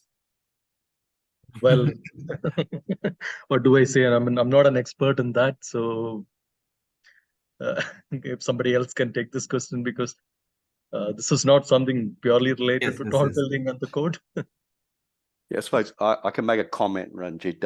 Yeah, look, normally it's not covered in the codes, but concrete technology is increasingly becoming important, and I suppose it's outside the scope of each code, but certainly concrete technology is becoming very, very important now in terms of durability, carbon footprint.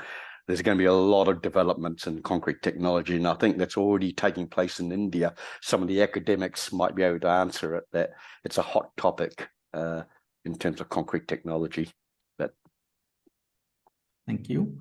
Yeah. Now this question is to Shantilal ji. Are we planning to have tolerance for tall building constructions like verticality? Any comment from your side? Tolerance for Tolerance, verticality. Verticality.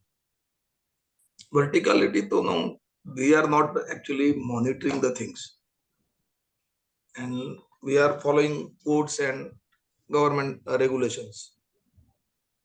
In verticality, these machines, many equipments are available. We have also done a lot of things. We insist builders and PMCs and this thing. But by the time we finish RCC work, we don't get involved.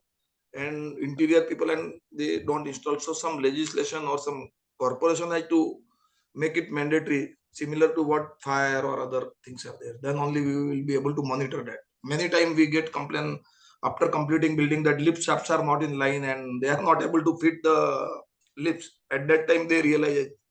But if there is a big play, we don't know what is happening. I have seen many times buildings are having problem in verticality.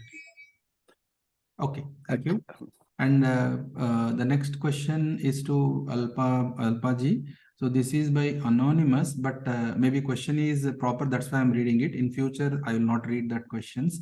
So yeah.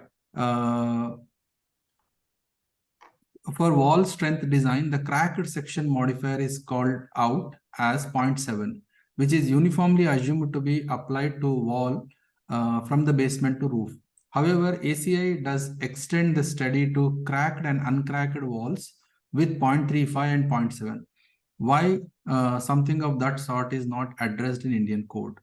Are we not expecting the extent of cracking to be higher at the lower levels than at roof levels? Good question. Good question. And yes, we are, we've all been grappling with this issue. And I think that's also true about ductile design, right? Because we know that there are no hinges going to be formed at the upper levels, but we are still giving the same ductile detailing below as we give above, right? Or we give above as we give below. So I do agree that right now there is a lot of conservatism in the code, not only in IS 16700, but you can also see it is there in IS 13920. And taking a cue from what Anil Hira has said, and some of you have said, that, you know, in today's day and age, we would be tone deaf if we are not understanding the carbon footprint that we have. And I think that once we integrate and mainstream performance-based design approach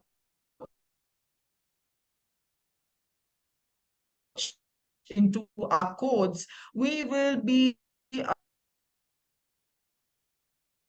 fine-grained how we so much. I think right now, perhaps we're not yet ready for it.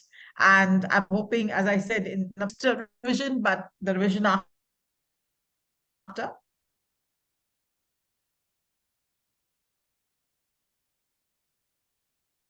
Seems there is a connectivity problem. So we'll go to the next question. So yeah, this question is to Ranjit ji. Has the code committee actually checked the area taken up by structural wall density of 2% or 4%? It is difficult to achieve even if all partition walls are converted to RC structural walls. Maybe this clause needs to be looked at a little more carefully. Well, that's an interesting question, and we also have asked these questions. When you're dealing with tall buildings, you obviously need certain area for the vertical elements, and we haven't really come across an issue with the area so far. But then it's not a hard and fast rule, I guess. I think Professor Murthy has already covered on that in his presentation. Okay. Yeah. So next question is to Murthy sir. This is by Akash Solanki. Is there a plan to look into structural requirements for conditions where a building undergoes multiple earthquakes of high magnitudes, like the case that happened in Turkey? Is there a possibility of such a scenario occurring in India? Yeah, possibility exists in the Himalayas. This is near fault effects. And the current standard is not addressing near fault effects in terms of the earthquake hazard. But the next revision, we plan to bring in effect of near fault pulses, and you will see a distinct difference in the response spectrum, the design response spectrum. And that will have two issues. One is the pulse coming because of the near fault effect, and the second plateau, there'll be a plateau. Second plateau will come because of soil effects. So there's going to be a competition between near fault and soil effects, and that is the work that we are doing right now. Will take some more time, but yes, in the next revision, which is after the one that's coming out soon, we will be able to bring in the effect of near fault ground motions, which is a serious matter. Thank you, sir. The next question is to Arunji. Should BIS building standards across all disciplines, that is electrical, civil, mechanical, have a uniform procedure like expert panel for dealing with parts that do not specifically comply with prescriptive recommendations? Okay, thank you. This is an important question, I should say, because multidisciplinary team of professionals has been prescribed in the other publication of BIS, which is the National Building Code, right from the year 2005 onwards, which has been capturing that you cannot have just a civil engineer or a structural engineer or an architect alone to get all the inputs and assign as one person and submit things to the authority. Right from 2005 and also in 2016, the code has been emphasizing that employ a plethora of people in your design stage, planning stage, and execution stage also. And and the next revision of the code, which we have already started, will be addressing not only on the part 2 of administration, but also on part 6. Some of you would have already read in part 6 structural design. In 2016, we mentioned that for tall concrete buildings, the code is coming up, please use it. Now, what we'll do is that we will not only refer suitably 16700, there were two questions in the portal which we saw now about code exceeding and why is it. So we'll be addressing in part 2 more rigorously that, see, from 2005, the code was enabling the local authorities that they should have a special team. 16700 has gone a step ahead and has suggested a team. Now that team is not a fixed team for the authority to go ahead. They can very well modify it. That provision is given both in the current version as well as in the previous revision. And to a couple of other few questions just come earlier, if I can answer them here. For the concrete part, the fourth and fifth amendment to IS 456 is addressing about the use of other than ordinary Portland cement. What if you add slag or ultra-fine slag, fly ash, and the newly formulated standard on ultra-fine fly ash? To a certain extent, they are going to act as a binding material, and the rest will act as an aggregate. So this particular standard 16700 on which we are talking is only addressing the structural safety aspects. So not even sustainability is touched upon that. If somebody wants to see them, then ideally the building code, the part 11 of it, read together with part 6 on structural design as well as part 2 will give in totality the picture.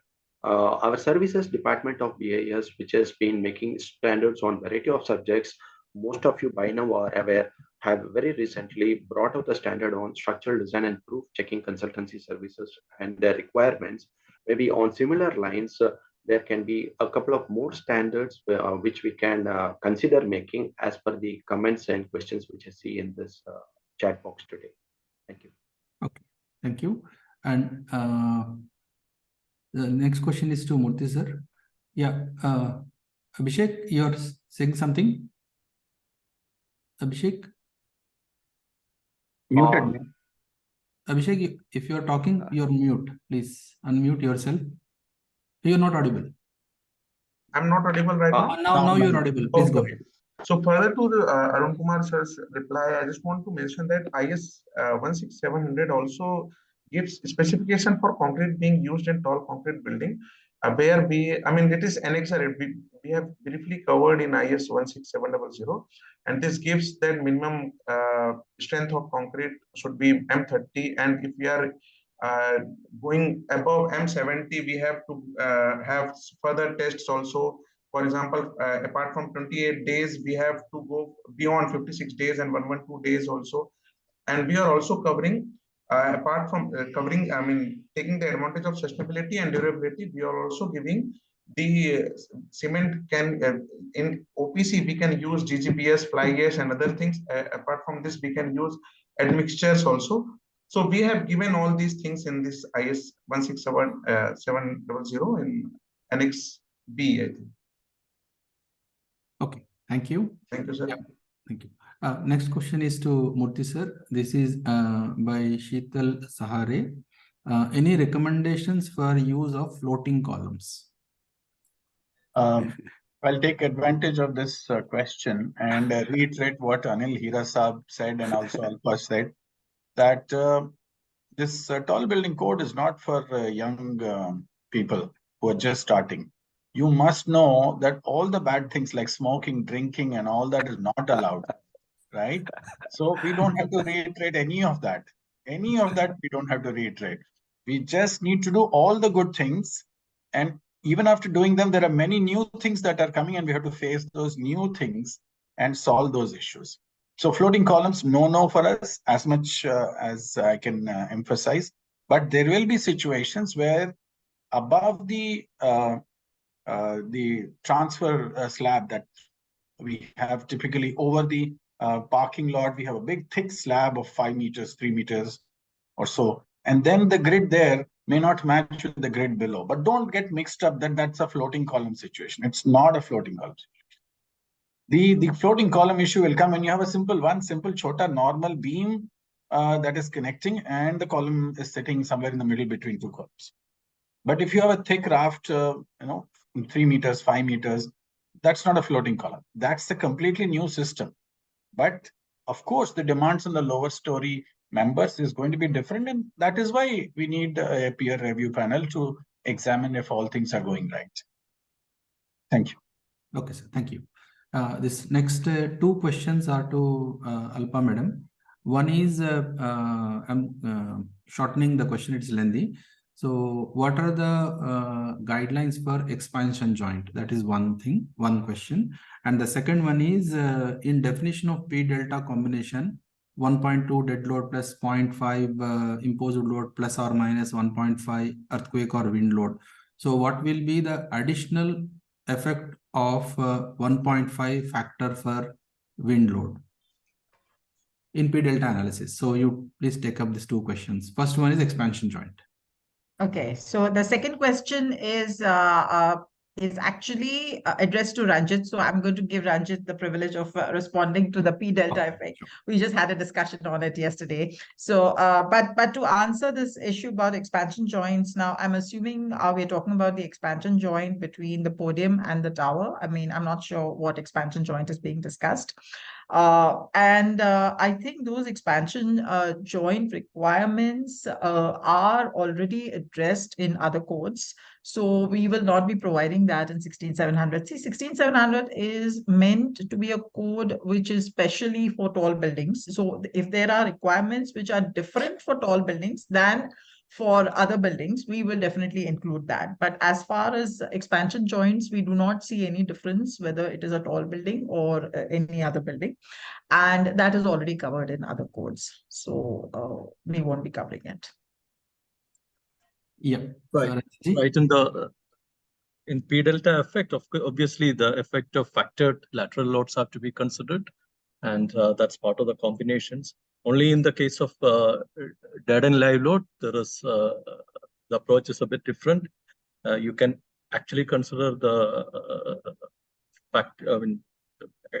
actual dead load factored 1, but conservatively that's considered as 1.2. For the lateral load effect, because our wind and seismic loads are unfactored loads, we have to factor them in the P delta effect. Okay. Thank you. Yeah. I don't know, somebody sent a message to me. Maybe they are not able to write in this question answer. This question is from Dubai, Saudi Arabia. How we have to understand the soft story effect, that is concept in high-rise buildings in India. Maybe Murthy sir, you can answer this one. Yeah. So I did allude to this when I talked about the matter of sky gardens in between and the middle.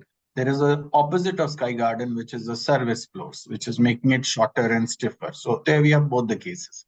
So what happens is that you typically will proportion your structure and look at the deformation profile. And if you see jerks in the deformation profile, too much of displacement concentrated in one story or too less is happening, then you know that you have done something extra there.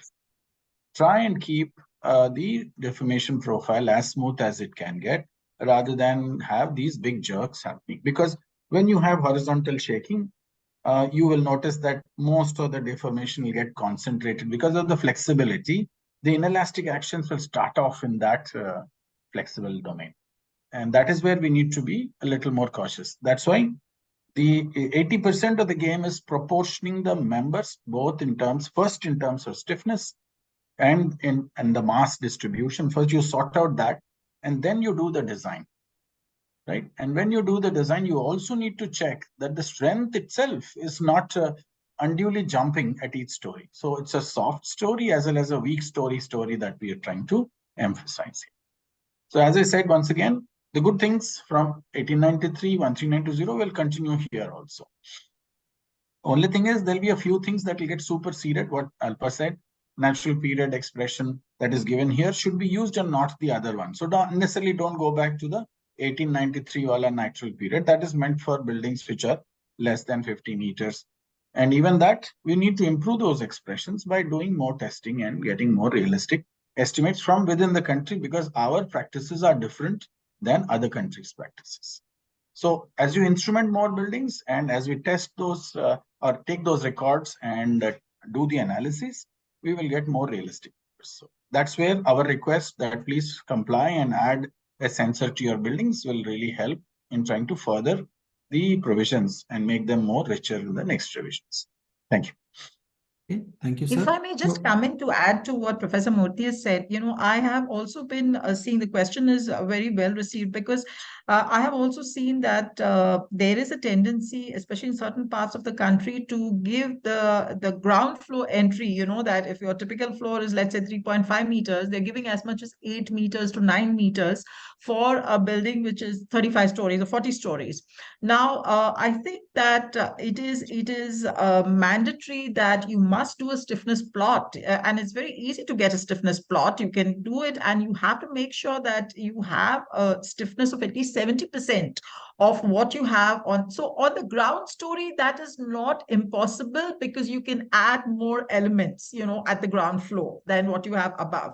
And you can beef up the structure on the ground floor. But that stiffness curve, and what Professor Murthy also said right now, you need to draw it. I think there is this culture, at least I know in Western India, that you have a structural performance report which you make for every project. And I think one of the things you must have in your SPR is to draw a stiffness plot and just make sure that you are satisfying this requirement, which is given in IS 16700, that your minimum stiffness in any floor below will be 70% of that which is above. I think that is also, we've relaxed it a lot. We would have liked to have given it as 90%, but at least make sure that you're having 70%, and you can do that. Sir, Yeah, something yeah. else? I just meant to say that Alpa is very kind, and I would keep the number at 100%. I don't want to increase shear downwards and reduce flexibility below or reduce strength below. I just want to increase everything from top down gradually, and they should have a certain proportioning, so that the net effect is that we will get a linear behavior in the horizontal direction. That is what it is. So Yep. I wouldn't invite any trouble by trying to give concessions. Full ticket you have to pay. There is no reduction for senior citizens on this matter. You have that requirement in 1893 I also. know it is there, but relaxation. those are compromises that we are making. But the truth is, right. having said all that, I'll still say the ideal is still that we need to make sure that as the shear increases downwards, the strength increases downwards, the stiffness increases. That is ideal. Yep, thank you. I think we are almost at 1:12. Maybe one last question. Actually, I was waiting for racing against time and number of questions we answer. So earlier when I was in school, probably all of you also, all the panelists and speakers, that 35% is a pass percentage. Okay, so I was just trying to cross before 1 o'clock. So we have answered around 38%. So yeah, the question is to Arunji. Since we have limited natural resources, so why are tender specifications, are employers not putting interest in blended cement? So this is on cement usage. So Arunji. Yes, if we start, if we start putting blended cement outright in our tender specific, no, one can put, definitely there is no against to it. It all depends whether are we going to permit ternary blends or not, because 456 as on date is not permitting it. If we're going to add slag or fly ash, it has to be necessarily done with OPC alone. Notwithstanding the provisions of 456, I'm sorry to mention there are users in the country and even some authorities who have been permitting ternary blends knowingly or unknowingly, because the durability aspects have to be thoroughly studied, which I am afraid in the country has not been captured in the courts because of a want of credible data. Considering the various of questions raised here, I see an opportunity that a good amount of people can be part of the code writing committees in BIS themselves by sharing some of their important strong areas. See, we have got very limited people. If you start reading the last few pages of any standard, you will be seeing certain common names, notwithstanding that they are part of other committees. They themselves are the actual code writers at the expert working group level. We have a lot of expertise in the country in terms of testing on concrete and preparing reports out of it, publishing excellent articles out of them in international journals, etc.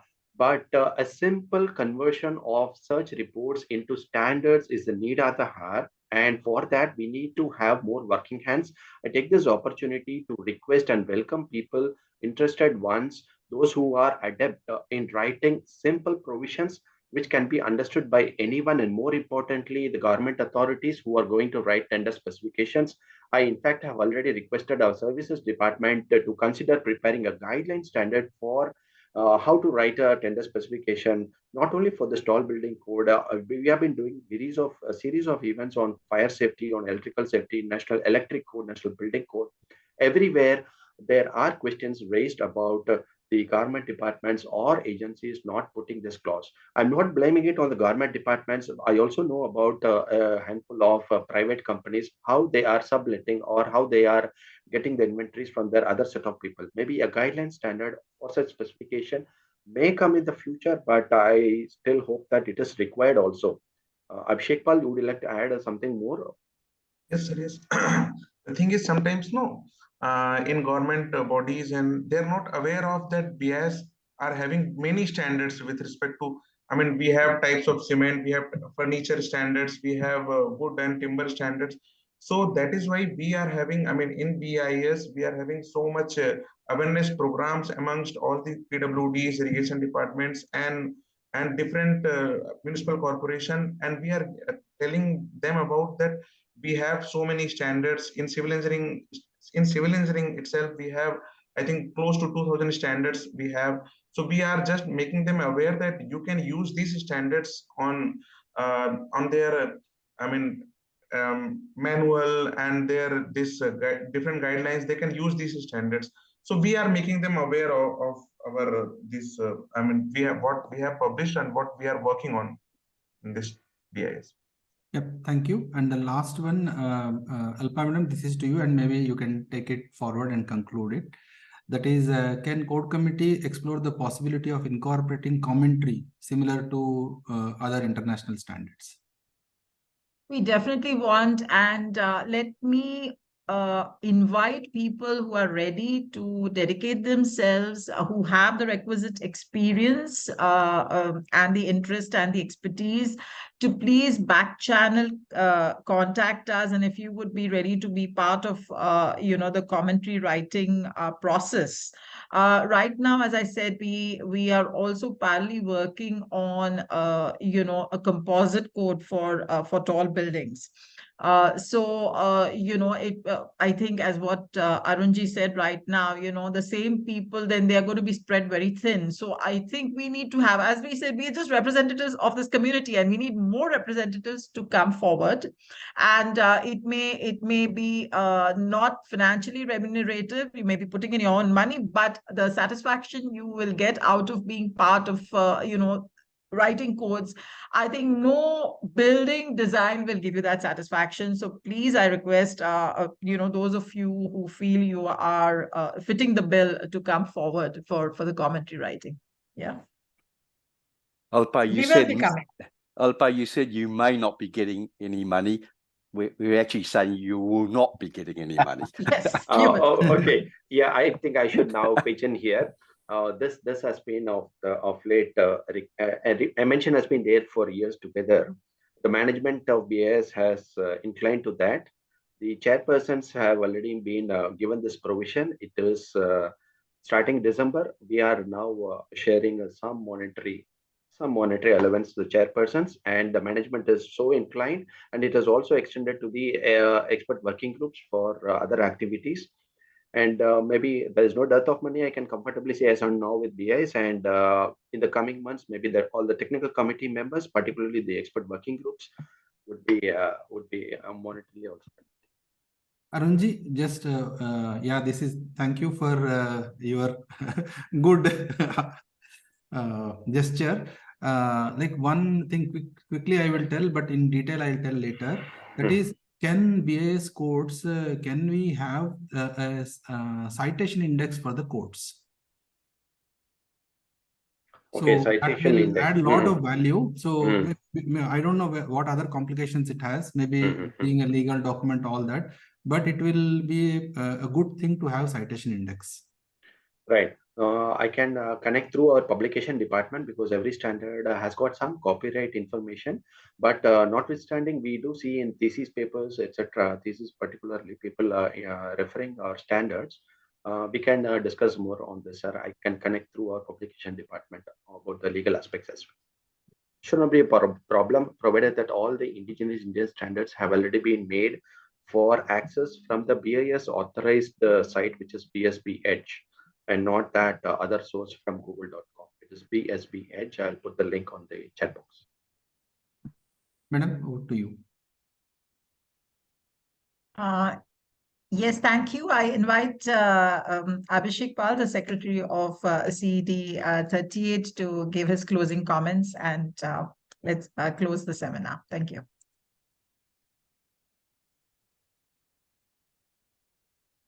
Thank you, ma'am.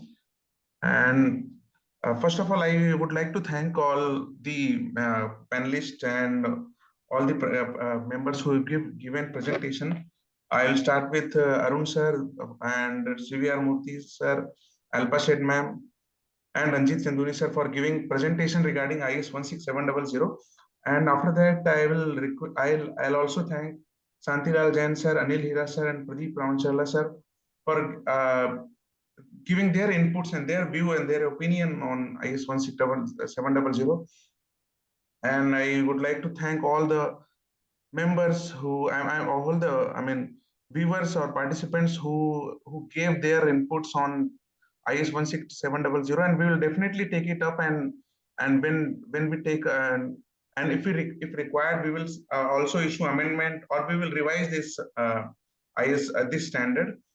And apart from this, I would like to, since we have already covered all those things, I just want to mention few things like for structural health monitoring, what we have given in our standard, that we have to, in case of earthquake shaking, we have to use accelerometers and other things, and we have to check for wind oscillation also, we have to check for foundation settlement, and we can use pressure pads also. So for this, in CD 37, that is Structural Safety Sectional Committee, we are making one working group for structural health monitoring, and we will make some standards. And of course, as I spoke to Professor Murthy also, and he assured me that he will give his inputs, and from CD 39's perspective for us, this for structural health monitoring. And apart from this, as we have also and I was going through some comments, and we got to know that with respect to this clause number 1.7, one person asked that few provisions are contradictory to the other courts in India.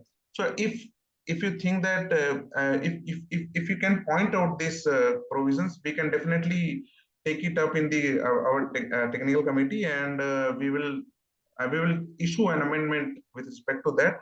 And apart from that, if you think, if we have one clause 1.6, which says that if these two clauses are contradicting each other, you have to use IS clause related in IS 16700. So these so even if you think that these clauses are contradictory in nature, and you can point out these clauses, you can send us your comment on our website, on our email, that is ced@bis.gov.in. And I once again thank to SEFI and IAS for having such seminar for all the participants. And I once again thank all of you. Thank you. Thank you very much. And I would also like to thank our administrator, Sanjeev Kumar, who's managed the whole show from behind the scenes, and it wouldn't have happened without his support. So thank you so much, Sanjeev. And with this, I think we can declare this seminar closed. Thanks, everybody. Thank you. Thank you. Thank you. Thank you. Thank you. Thanks.